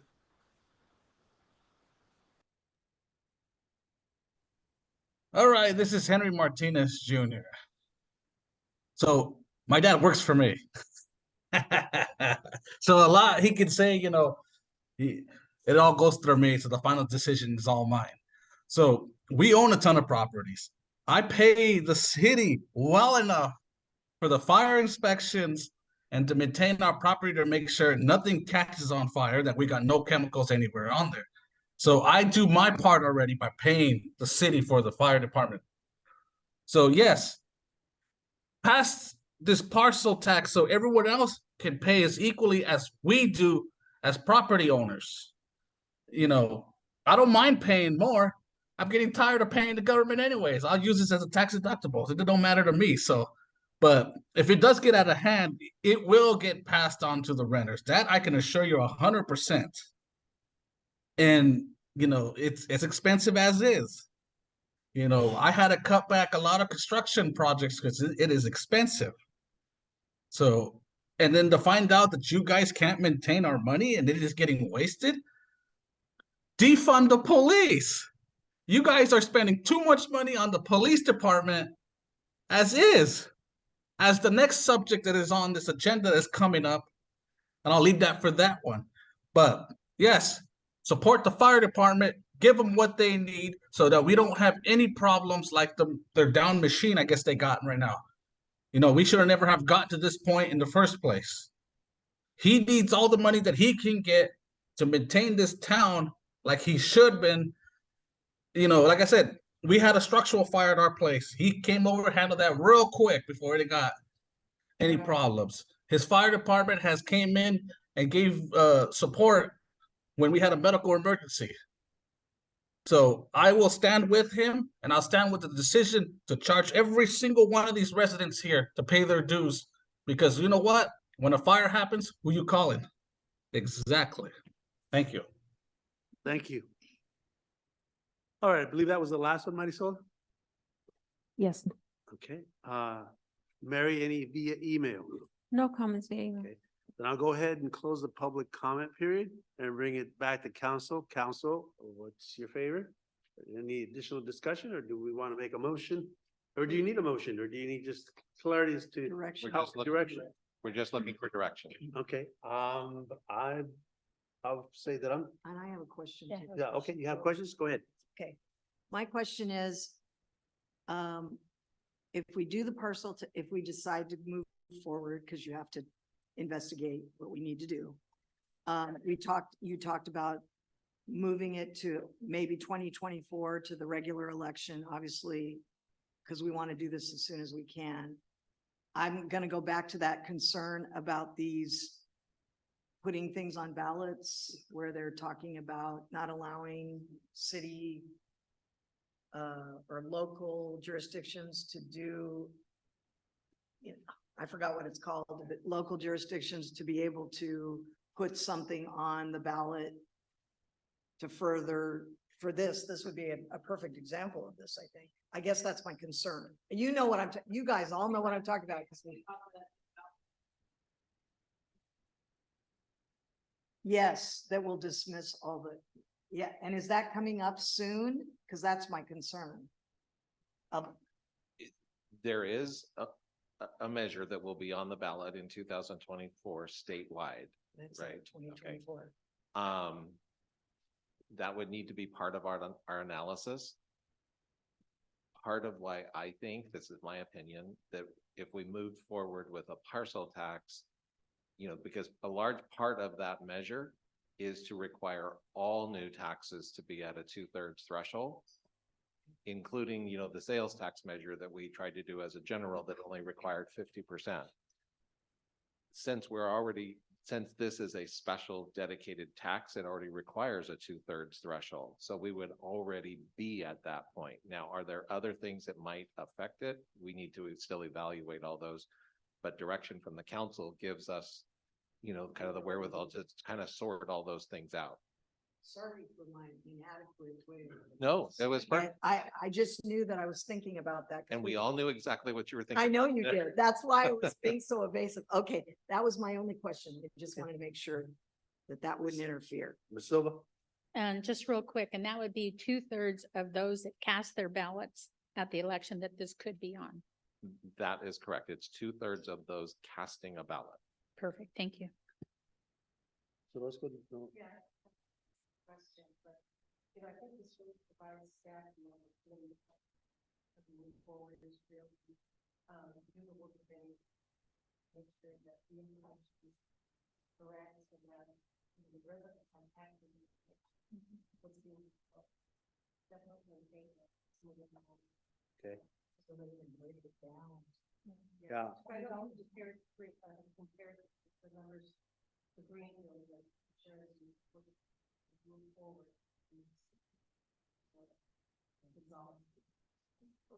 Yeah, on a single family residence, it broke down to less than 1850 a month. Yeah. And I will share with you, I don't know about any of you, but my current fire insurance went up like $400 because quote unquote, everyone's leaving California. And so you're gonna pay for it one way or the other. So $18 to have a fully functional, clean running fire department, I'm there. I'm good with that. So it sounds like you've got a consensus from council to please move forward with the additional studies that you'll need to do. Do you need any further direction on that? Okay, thank you, Mike. Appreciate that. And the final item on the agenda, I believe, is the purchasing of a drone. Staff? You want me to read it? Yes. Yeah, wait a minute, let her read it just for the record. I can read it. No, Mike will Oh, you can read it, Mike? Thank you. So, council, you have before you ordinance number 2023-141, which is an ordinance, I want to make sure I get the title right, an ordinance of the city council of the city of Gonzales authorizing the purchase and use of an unmanned aerial system, drone, making findings in compliance with Gonzales Police Department Policy Manual 709, military equipment.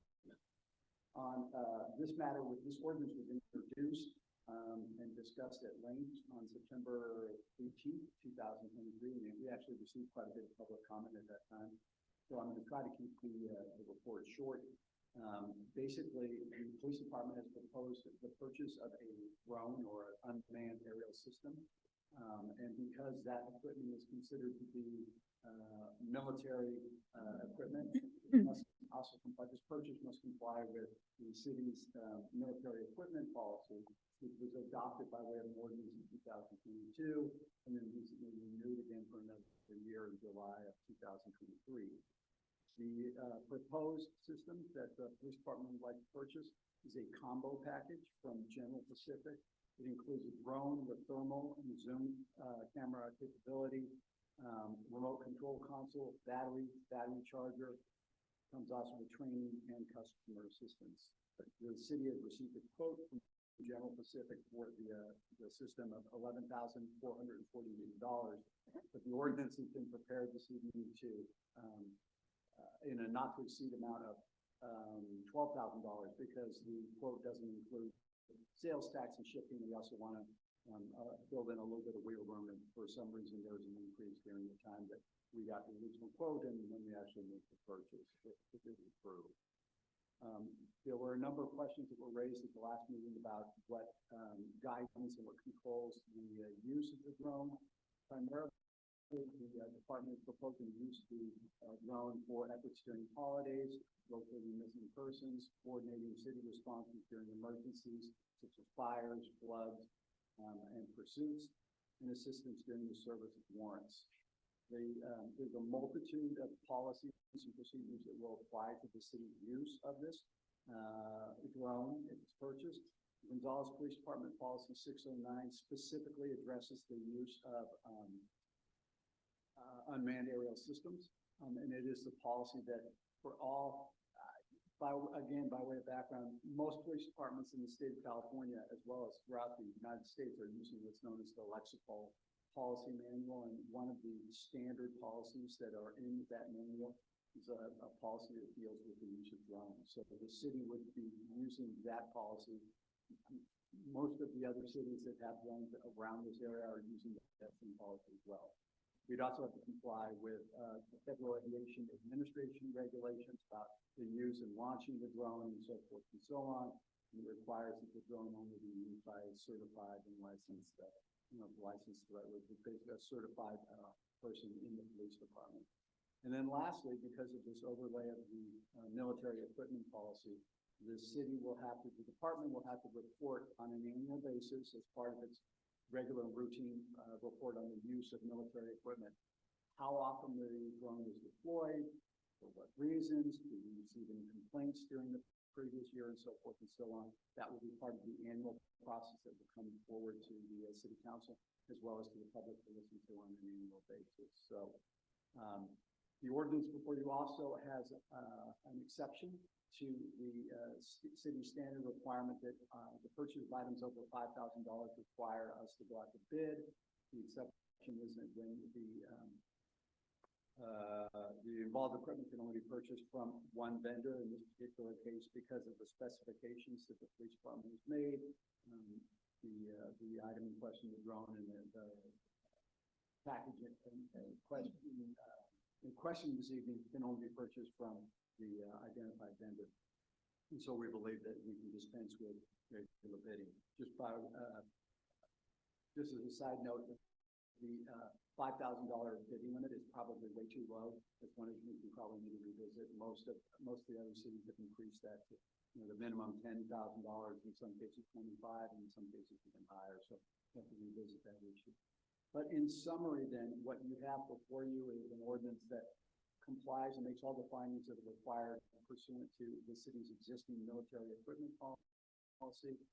That also has the city having the ability to dispense with bidding because of the fact that the item in question is available only from the bidder, and then also reinforcing the requirement that the city police department come back to the city council on an annual basis in compliance with military equipment policy, explain how the drone is being used and so forth. And go over any complaints that may have been received concerning the use in the previous year. So the item before you this evening for consideration of adoption and of course waiver of reading. The entire document is reading by title only. I've already read the title the ordinance into the record. Happy to take any questions. We'll go ahead and open it to the public for public comment. So any member of the public wishing to comment on this item? Henry Martinez, 112. You guys hastily voted for this because they were quoting fireworks. According to the fire department, it wasn't an issue. So you still want to go with it. You're not just training one officer, you have to train 2 officers. Because are you going to pay the overtime? You're gonna call that guy on the weekend to come and fly it that he's off, then we're gonna have to pay him overtime when you guys are already charging us higher water bills? You need to start budgeting. You can't have just one operator, you gotta have 2. So we won't go overtime. The police department needs to tighten the belt like I did. We ran the police department with just the chief in charge. The chief did everything. Miller didn't complain about doing all the work himself. Okay? We don't need a captain. We just need him to do more work. If you don't like it, retire him. If he retires, give me him. Give me more fun with him. I'll have fun with this guy. You make him chief. You know, you need to tighten their belts. There's no need for this town if he can't handle drunks on the street. Mr. Martinez, I'm sorry. Could you please stick to the subject of the drone? I am sticking to the subject. The subject is we can't trust him flying drones because he can't handle drunks on the street, standing in front of over here, standing over there. According to my fellow citizens, they're drinking on the streets and no one's doing anything about it. So how can we trust him flying a drone, operating a drone?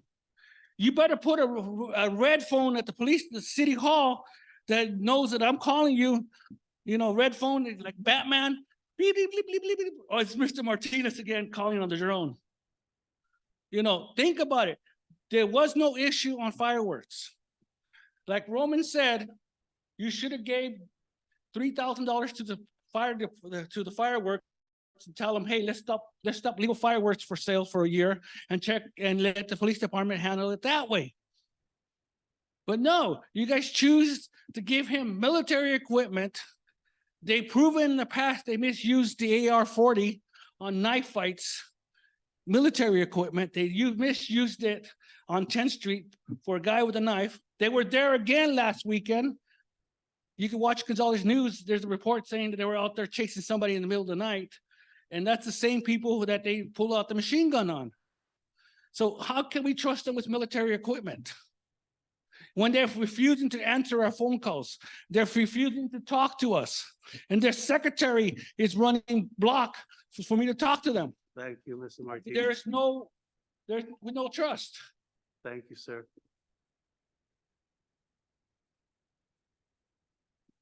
Okay, Roman Barba. And Jose, don't try to stop me, okay? As long as you This- keep on subject. This has to pertain on the drone. And because you guys said you're getting a drone because of the fireworks, right? That's what you said at the meeting. That it's gonna help, yes. Yeah, okay. Another thing you guys said is we don't want to penalize the kids, right? So one of the things was the Knights, right? So they just got a $16,000 donation and a $13,000 donation. So you think they really need to sell fireworks? I don't think so. Another thing, the time limit on fireworks there should be a time limit on fireworks. You should have a set time where they have to shut it down. Stop safe and sound fireworks, selling it, right? Raise the violation fine. The first fine should be 15. The second fine should be 2,500. The cities should sponsor a fireworks show. That way they could kill the self-insane just like Soledad does. Teaming with the city, the school, and the county for educational classes should be another one. And if anybody gets a fine, these people have to go to a class to learn how to have illegal fireworks and not illegal fireworks. That they need to take these classes. illegal fireworks task force the city should create. And yeah, yard signs, any yard signs somebody should have yard signs on their yard that says fireworks are illegal. So maybe the city could purchase some signs and just like, and they put them in their grass and say illegal and why they shouldn't have them. And actually sending out plain clothesmen, police officers out in the streets instead of being dressed in their uniforms. And that's all I got to say. Thank you. Thanks. Anyone else? Yes. Rosa Rodriguez, 307 Ayrshire Way. And I think when we come up to the podium, you know, I appreciate Mr. Barba, you know, that he was, you know, to the point and what needs to be done in order for us to help each other. And, you know, in regards to fireworks, I think I should have been a police officer because here's my evidence. And I took business 18 class with a lot of officers. So, and the reason I'm showing this is because the day the fireworks were going on, you know, like I mentioned before, I did call 911 and the dispatch, you know, person told me, you're not supposed to call 911. Nobody told me that I had to call the non-emergency number. And I said, you know what? I'm worried that my home is going to catch on fire. And because Ember, you know, it regardless of if my roof is well 20 something years old, somebody in my subdivision died, and the California subdivision died, and these homes are the same age, and this was going on top of my home. So yes, my husband and my 3 kids and my pets. I don't care about the property. You can't get a person back. And so yes, I support the drone if it's going to be used for that purpose. You know, of course, everybody, you know, privacy. These windows from the restroom, you know, anybody going with a drone can see you taking a shower. And, you know, as a woman, you know, my privacy is very important. And we talk about young girls and young men and everybody, you know, men. Yes, privacy is important. Why? Because I had a drone flying over my head on top of my van. The time that there was a sting for somebody in my neighborhood that they were watching. Why? Because I keep an eye out for the kids, and I see which cars come through and which cars don't. And I'm like, okay, this is a sting operation. And there was a drone during that time, and it was on top of my head. And I was upset because I have a window, you know, right next to my shower. So if these drones are going to be used for this purpose, then I'm all for it. And why? Because I have a picture of the burning home. And I asked, when the young boy was run over, I said, well, how many officers do we have? And they said, well, we have up to 3 officers in the morning and up to 3 officers in the evening. And, you know, the officer that was available during this time, he came and, you know, he started patrolling. But during this time, I think the city should consider approving overtime for more police officers to be out there. You know, it's common sense. And also to have the fire department more personnel on hand. So if something like this does happen, and you know, one of the ladies that I know, she was running frantically, and she's an elderly lady. And so my 2 cents. Thank you. Anyone else? All right, seeing no one running up to the podium, I'll ask Marisol, do we have Mr. Martinez on the line? Yes, we do. All righty. Oh, I love this. You guys know that I was a big all against this whole drone mess. There is no way that he can safely fly this drone without invading somebody's privacy in any direction that you can be. I read the laws. I read everything. That camera is recording and pointing in one direction that is not supposed to be recording. You're in violation of privacy. And trust me, I have gathered many residents here to oppose this drone. And I will be putting a sign up on my roof saying invasion of privacy if you are recording. Because I do not give permission to be above my house, the airspace, to record anything in my property or any of all my properties that I own in Gonzales. I do not give permission to the city nor the police department. And if the police department is looking at my property, they're looking for problems. And aren't we supposed to be innocent? Proven guilty? You cannot look at us, period, with any kind of surveillance equipment. We have our First Amendments to privacy and everything and all this other stuff here that he cannot do. And for you guys to allow this, no. I'm pretty sure that drone is going to be coming out of the police department. It's got to fly over what? 20, 30 houses to get in any direction? Violation of privacy in all those homes. And you need a warrant to even look at those homes. And think I'm wrong? Trust me, you would be having a group of people be fighting this here. And then you guys don't have money and you guys want to spend $12,000? Defund the police. Balance the budgets here. Don't go wasting more money on equipment that we don't need. This isn't a military war zone that we need these cameras. This town is as safe as it is. And I will not let the Gonzales PD spy on people. Will not.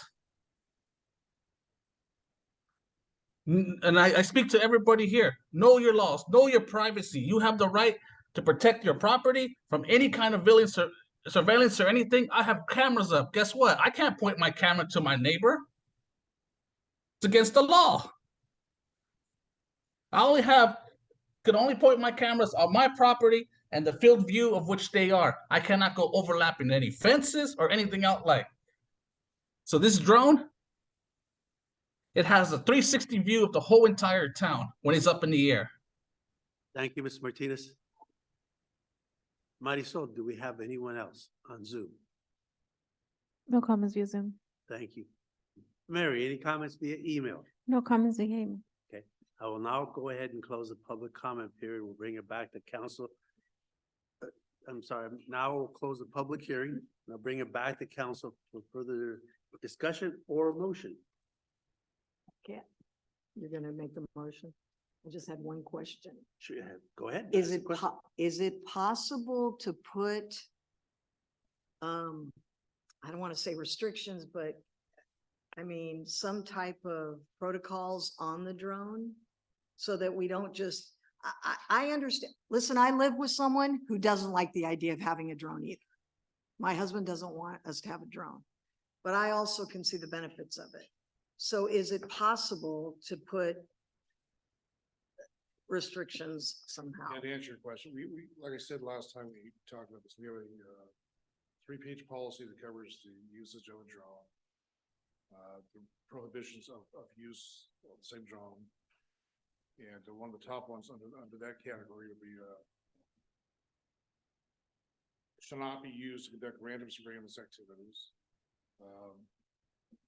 Target a person based solely on actual or perceived characteristics such as race, national origin, religion, sex, whole section there, to harass, intimidate, or discriminate against any individual group, to conduct personal business of any type. Some of the authorized use of the drone will be execution of search warrants, things of that nature, looking for lost kids.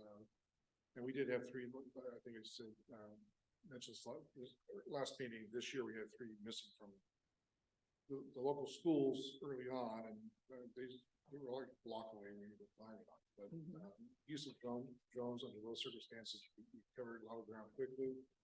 When you cover ground quickly, it's not you're invading anyone's privacy. Doing that, you're looking for a kid in the slough or the street, matching that description of clothing provided, et cetera, et cetera. Like we used in the elderly walkaways from homes, dementia patients, things of that nature, to quickly identify and safely return back to a safe location, be it home or medical facility. So there's many uses for drones, but at the same time, there's several things we can't use it for. and it's all covered under a policy. Yeah, there's FAA regulations covering policy as well, so it's not just our policy, but it's the governing, FAA that allows us to apply it. So those rules and regs we have to follow as well, so. Thank you. Okay. Anything else? No. Not, I'll entertain a motion for I have- approval. Go ahead. Yeah. Ms. Adler. Couple of quick questions. Will there be logs for the usage? Yes, that's part of the policy. Okay, and then, it was my understanding at the last meeting that, fire department personnel could also be trained, correct? Or is it just gonna be, police department trainees, but could be requested by the fire department? If he wants to have his folks trained, you go down that path he likes, and we'll have the drone available for use, fires if need be. Yeah, we're gonna extend you with it. Okay. Or he could, if he wanted to go out by his own, it's less restrictive for him to use it as for us. It's not down by the military equipment policy. I mean, I see the advantages of the drone to be used in things other than during the fireworks displays that we get about 4 months out of the year, 5 months. So do I, that's why I recommend. Thank you. Now, with that, Mr. Mayor, I move that we adopt ordinance number 2023-141 as provided. Do I have a second? Second. I have a first and a second. All those in favor, please signify by saying aye. Aye. Aye. Opposed? Motion carries. All right, moving on. I'm gonna skip the thing and have the Gonzalez at the, and I'm sorry, I beyond the screen here, I can't see anybody. Luke is here. Luke is here, so if we do have the Gonzalez Youth Commissioner here, it's 8:20, and I want you to get home and get homework and food and whatever else you need to do, Luke. So if you go ahead and proceed with your report, we'd appreciate it. Yes, of course. So good evening, council and staff. Just a couple of updates on what GYC has been up to lately. We had our orientation as well as our first official GYC meeting last week. We have a total of 15 members on our council, so we have a good turnout this year. And we basically, from our 2 meetings that we've had, we've been able to get a pretty good idea on what this year's GYC is really set on doing and some of the action projects that they want to work on. We have our next meeting scheduled for October 10th with with the construction team regarding the community center and the teen innovation center aspect of it all. They're going to give us updates on the tabling and the surveys that the outreach that they did at Gonzalez High School. So they'll be connecting with us regarding that. And our GYC leadership will be meeting with our superintendent, Dr. Zamora, sometime next week regarding what the school is doing to catch up, follow up on things that we discussed last year and all that great stuff. And we will soon establish monthly meetings with the superintendent so we can stay in the loop and keep the communication and all that kind of stuff. But other than that, that's all I have for today. Thank you, Mr. Nagley, and you're free to go if you'd like, because we still have a couple items on the agenda here, so. All right, okay. Totally understand if you want to leave. Thank you, All right, bringing it back to council committee reports, and I start off with TAMC. TAMC was just an update on the Measure X funding. We're doing quite well. I believe the last number was $38 million that we collected in the past year for Measure X, but obviously there's a bunch of projects that'll quickly eat all of that up real quick. The escalating factor was that we started at the first year was supposed to be around 18 million. It actually came in at 20 million, and it's been increasing steadily. So those are all good news. But again, like I said, as quickly as that money is being collected, there's projects coming out of the woodworks. We have the Highway 68, we have the 156 through Castro. We also have, hopefully in the very near future, is improvements from Gonzalez to Salinas corridor. Because if any of you travel through that stretch of the freeway, it is getting crazy. Obviously one of the things that they hope to eliminate is all the left-hand turns on the 101.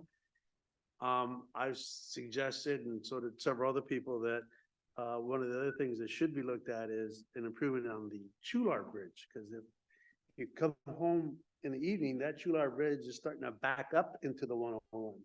So before there's an accident on the 101 there because of the Chular Bridge, I'm hoping that that also gets looked at. To say nothing of our own bridge, but that was the report. And it was a positive one. Money is there and it's being utilized. On the Mayor's Advisory Committee, that actually will meet this Friday. Normally, we would meet the Friday before our council meeting, but this one we're meeting after our council meeting, so I have nothing to report on that. Salinas Recycles. Thank you, Mr. Mayor. A quick question on that. TAMC, hopefully they do some of the studies during the season, like between March and October when all the trucks are on the roads. Because if you do it between October and March, it's not going to give a clear picture of the issues that we all experience every day on those roads. And I thought I shared at the no, it was about 4 meetings ago that we actually hired and believe it or not, the director for, deputy director for Caltrans, I believe the gentleman's name is Tony Harris, to be a consultant for TAMC, and he's very versed on traffic flows, traffic patterns, and that is one of the things that he'll be looking at. Good deal. Plus, he's really good at finding additional funding, so. So maybe at the next TAMC also ask them, Liz is still asking for Our bridge? our river bridge. Yes, Yeah. Our river bridge. With regards to Salinas Valley Recycles, our next meeting will be Thursday, October 19th at 6 p.m. here in the council chambers. Unfortunately, I'll be out of town that day, so I have asked Mr. Funk who's my alternate, to attend that meeting. That's all I have. Okay, thank you. I have the final one, it's Central Coast Community Partnership. So I'll pass that down. there Thank to you. No, I'll pass, sorry, I should have gotten the third one, I didn't think about it. I just attended our annual meeting in Paso Robles, at the Paso Robles Inn. 2 days, a lot of discussion, and basically I'll tell you that the organization is doing quite well. Good. We have about $28 million in the bank, and I commented to them, well, if we've got that much money, shouldn't we be looking at other projects? And they said, well, let's not get too excited about what we have in the bank. The problem right now that the community, not a problem, it's an issue, California-wide. Central Coast Community Partnership, as you know, goes out and basically funds or helps get contracts with solar company, wind companies, basically all green energy, if you will, to meet our demands. The problem is that they've gone out and contracted with additional companies to basically meet our load demand. The problem right now is that the IOUs, the independent utility operators, are way behind on their interconnection studies. So as an example, they mentioned that last year on 9/6, we had a bit of a heat wave. Well, the California Independent System Operator then tells everybody, okay, you don't have enough at the table, bring some more in. If you don't, here's your fines. Because they have to go out and buy that expensive energy. So literally that $28 million could be eaten up like this, even though we have potentially projects that are in the works, but not yet integrated into the system. And so until they get integrated into the system, we kind of have these potential liabilities sitting out there. It's a little frustrating because I can tell you that, we met with PG&E on August 17th regarding our growth here, and they are far behind what they need to do to get things done. Simply lack of human resources. Michael Rianda for his school, it's been approved by LAFCO. They mentioned they needed a substation. Michael said, I'll give you the 10 acres, just make sure I get my power when I need it. They couldn't guarantee that. They said that at this point, they're going to be able to basically power that up to half of their needs. I'm hoping that something happens where they will be able to power it completely. I think their saving grace is they will be putting a pretty large solar system in. So maybe a combination of half energy from PG&E and the other part from the solar will get them by for the first year. They're anticipating at least a 2-year window to fully power the cooler out on La Gloria Road. But again, it's just a matter of lacking resources. I have a son that works for the city of Palo Alto as a power engineer. He said they have normally a staff of 8, they're down to 3. They're not producing enough electrical engineers as fast as they need to be produced. Kind of like our doctor situation. Have you got, any of you tried to get a doctor's appointment in the last few weeks? They're out months. Yeah, that's ridiculous. But again, kids aren't willing to study that and aren't willing to commit that time because it takes a lot of time, a lot of homework to get those degrees. So I admire those people that do get that. So that was the end of my report, unless you have anything else to add or questions. Okay. Okay, under oral communication, Ms. Orozco, would you mind starting? Yes, thank you. Just as a reminder, this Sunday is St. Theodore's annual carnival, and we will have a full day of activities. If anybody wishes to purchase barbecue tickets, you can see me or Liz. We both have tickets. Also wanted to report back that, of course, Carmen and I attended the League of California Cities last month, attended some really good workshops. The one that I attended that I just had to attend was the one on how to deal with the public. And there's some new techniques and that they shared with us on how to deal with the public. And some of the folks in the audience actually shared their stories. And I thought, oh, we're not in bad shape at all. Also wanted to mention that October, I believe it's October 14th, the school will be having their college and career day that day at the high school. So we had a presentation today from Dr. Zamora at our Rotary meeting. Also on October the 6th, from 1 to 4, there will be the Salinas Valley Tourism and Visitors Bureau, along with the UC Berkeley Urban Design Program, have joined efforts to do a concept on the tourism route in the Salinas Valley. So it'll be at the Monterey County Farm Bureau. Again, October the 6th from 1 to 4, they'll have a presentation on what they've come up with. So that'll be interesting to hear what they've come up with.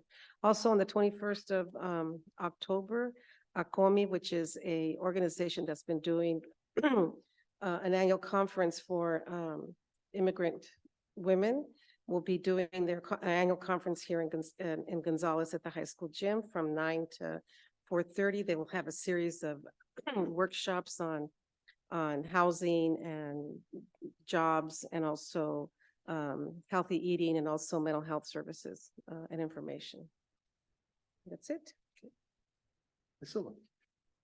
Thank you, Mr. Mayor. First and foremost, I want to congratulate the Spartans for their homecoming win last Friday against Marina. I was unable to attend, but I kept getting the score updates throughout the evening from some of the attendees. So congratulations, go Spartans. Reminder that our community yard sale is October 14th and 15th. It's a time when you can reduce some of the things you don't need anymore and put it out there for sale or for giveaway. I think I'm just gonna have a couple of tables with some gratis items out there. People can come by and take them. So I just encourage everybody to join that effort. And finally, just a reminder that October is Breast Cancer Awareness Month. It does not only affect women. Remember that. And so I encourage our residents and whoever is listening to be tough enough to wear pink this month. Thank you. Ms. Worthy. Question, where do we stand with the heater for the pool? Because I don't want us to forget that. I know that it's the fall and we're not. So I just had a quick question about that. Yeah, unfortunately, Mr. Dobbins is not here this evening to Oh. give you a more detailed report. However, it is moving forward. We have reached out, I think he mentioned this before, but we reached out to the folks who actually built the pool for us a while back, and they are giving us options to upgrade our system and our heater, and are looking at solar and other opportunities. And so we'll come back. Can't give you a date, but I know it's soon because they're working on it. I just want to make sure that we stay diligent on that, because we're already in October. We're going to be hitting December, then we'll be in January, and then all of a sudden we won't have the part. So I just wanted to follow up because I've had people asking me Yeah, I'm about sure. it. We'll give you an update on the actual status tomorrow when he's back in the office. I'll send Okay. an email. All right, great. And I just want to say thank you for all the reports tonight. Thank you to the public for coming in and talking to us. I don't want you guys to think we don't care, because we do. I mean, we want to listen to what you have to say, and you can call us individually if you have questions or concerns. And that's all I have. Thank you. Just a couple things for me. One of them is, our past community healthcare worker, Maria Flores, did an excellent job at the Gonzalez High School this past weekend. She put together a resource fair and seminar for children with special needs. I thought it was very, very well done. She had a host, and I literally around the entire high school gym of agencies that could help support and bring services to the kids in this community. You know, I'm as I hear about it and see it more and more, I'm hoping that our local environment, whether it's the pesticides or the fertilizers, isn't affecting our children, because it certainly seems like instead of it decreasing, it seems like to be increasing more and more. You know, I hear more Asperger's, autism, HDD, you know, I mean, it just goes on and on. It's ADD. And I'm hoping that it isn't our environment, because I personally, know of family members that have those issues. And so that does concern me, but I'm so happy to see that that was very well planned. If you had an opportunity to attend, so it was well organized, well planned, and it just moved along, clip, clip, clip, clip. And it was a great event. Yes. Singing that it was a young man who sang. He was just so excited to be signing. Yeah, I had hoped to, but unfortunately, we got, I take it back. We did not get stuck with babysitting. We volunteered to do the babysitting. So we had to rush upstairs and rush back so that we could watch the grandkids. The poor little people, they've had a couple of year bakes, and so they were Mimi's, they want grandma, and okay, all right. That's the fun part of being grandparents. You know what I'm talking about. The other comment that I had, and I'm curious as to what other cities do as far as comment periods, because it seems to be dragging on, and I don't mean to say that I don't want to hear everybody's comments, but I think we need to get more concise with them. I know Salinas, they are limited to 2 minutes per comment period.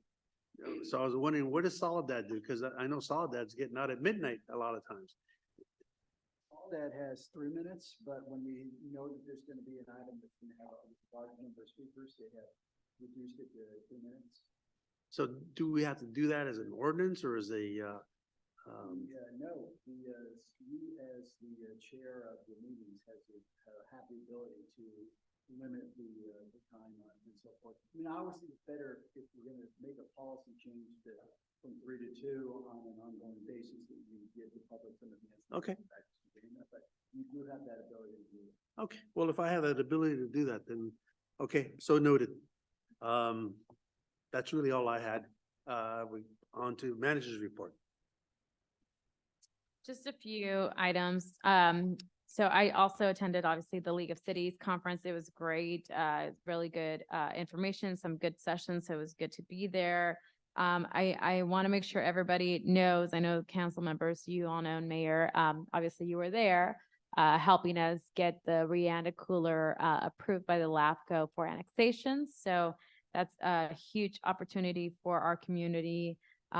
Promises to bring in over 430 jobs and over $70,000 yearly in taxes and among other impact fees to our community. So more importantly, the jobs are something we really are working towards, and so that's a great project for our community.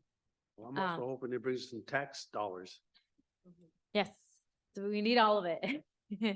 But it was great to get it over that finish line and see it go into construction soon. So that's huge for us. And then again, you all know that we've been waiting for this USDA loan approval as well for the first phase of the community center. And we just received notice last week that we received that. So full approval. So we are ready to go into the construction of phase 1. So we're on track to break ground in the spring of next year, which will be a huge celebration for us. And we'll start planning the groundbreaking now. And then on October 28th will be the Fall Festival down Fourth Street. Recreation Department is pulling together partners and we'll be doing a trunk or treat and other activities. So be on the lookout for that. And then again, just reminding folks that Zumba kicked off on Saturday morning. The rain kept some people away, but others were still there. So invite you all to join in on Saturday morning at Central Park for Zumba. That's all I have. Anything else? Any members? Nothing to add?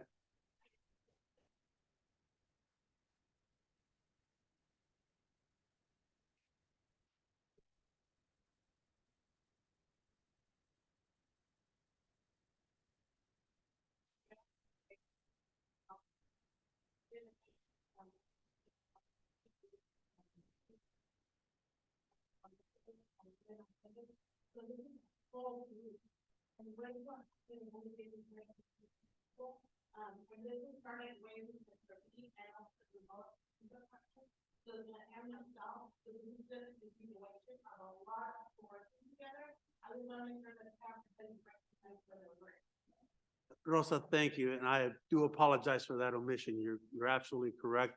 I mentioned Maria only because she was a community health worker and she did a really good job for the city as a community health worker. And I'm glad to see that she's still continuing to use those skill sets to bring the rest of the community together, along with everyone else that you just mentioned. So I do apologize. Thank you. Anyone else on this side of the table? We're all good? All right, then I guess I'll take a motion for adjournment. All right, all those in favor? I'm really curious when he says you guys say no. Okay, we'll stand adjourned. Thank you.